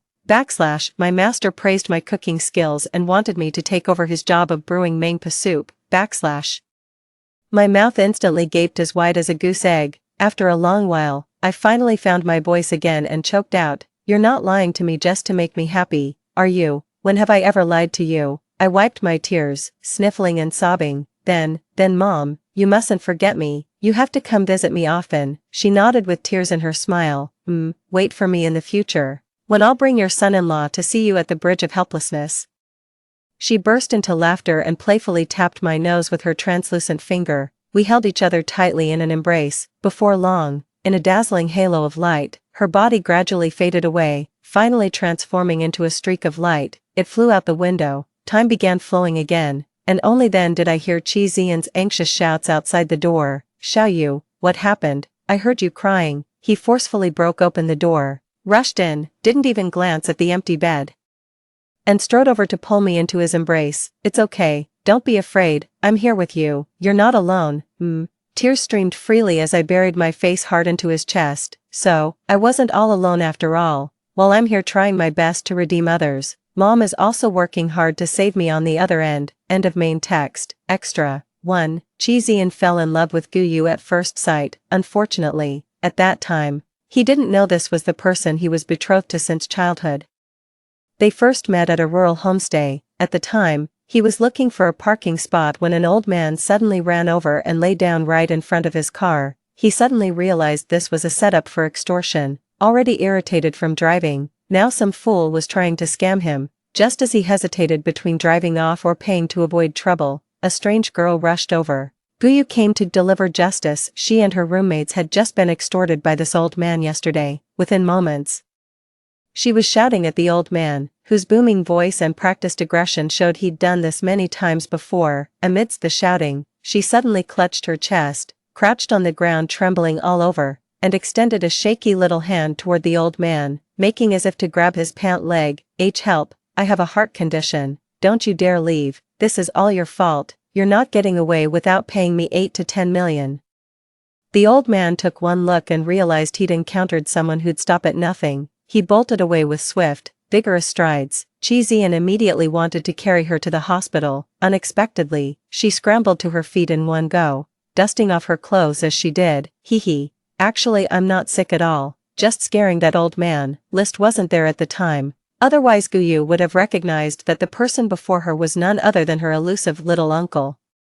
Chi Zian gazed at the mischievous, bright-eyed girl before him, experiencing for the first time what it meant to have a heart fluttering like a startled deer. He used to scoff at such romantic descriptions in classic literature. Why a startled deer? Why not a stampeding elephant? Was this some kind of elephant discrimination? To express his gratitude, Chi Zian treated her to a meal, but Guyu declined, saying her friends were waiting for her return. They were traveling during the National Day holiday. With that said, she waved her hand and ran off. The beauty didn't even leave her name, let alone contact information. In fact, if Chi Zian had paid more attention to his niece, he would have recognized his sweetheart long ago. Although he took over the guardianship of Guyu, it was out of gratitude towards Grandpa Gu. He himself had no thoughts whatsoever about Guyu. The only time I met Guyu, she was just 12 years old. While I was already nearly 20, long immersed in a life of power struggles and bloodshed. How could I possibly be interested in some little girl? So he arranged for someone to take care of her and simply left the country without a second thought. Even though Lister reported Guyu's situation to him every year, he couldn't be bothered to look, only caring that she was doing fine. He rarely sought out Guyu. She seldom contacted him either, preferring to reach out to Lister if needed. This resulted in the relationship between the two people being almost like that of complete strangers. 2. The second time they met was in Shanghai. She tapped on his car window with a radiant smile. Sir, buy one please, support a college student's entrepreneurship. It turned out this was Guyu and her classmates' practical assignment, the street vendor economy, where they needed to reach a certain sales target to pass.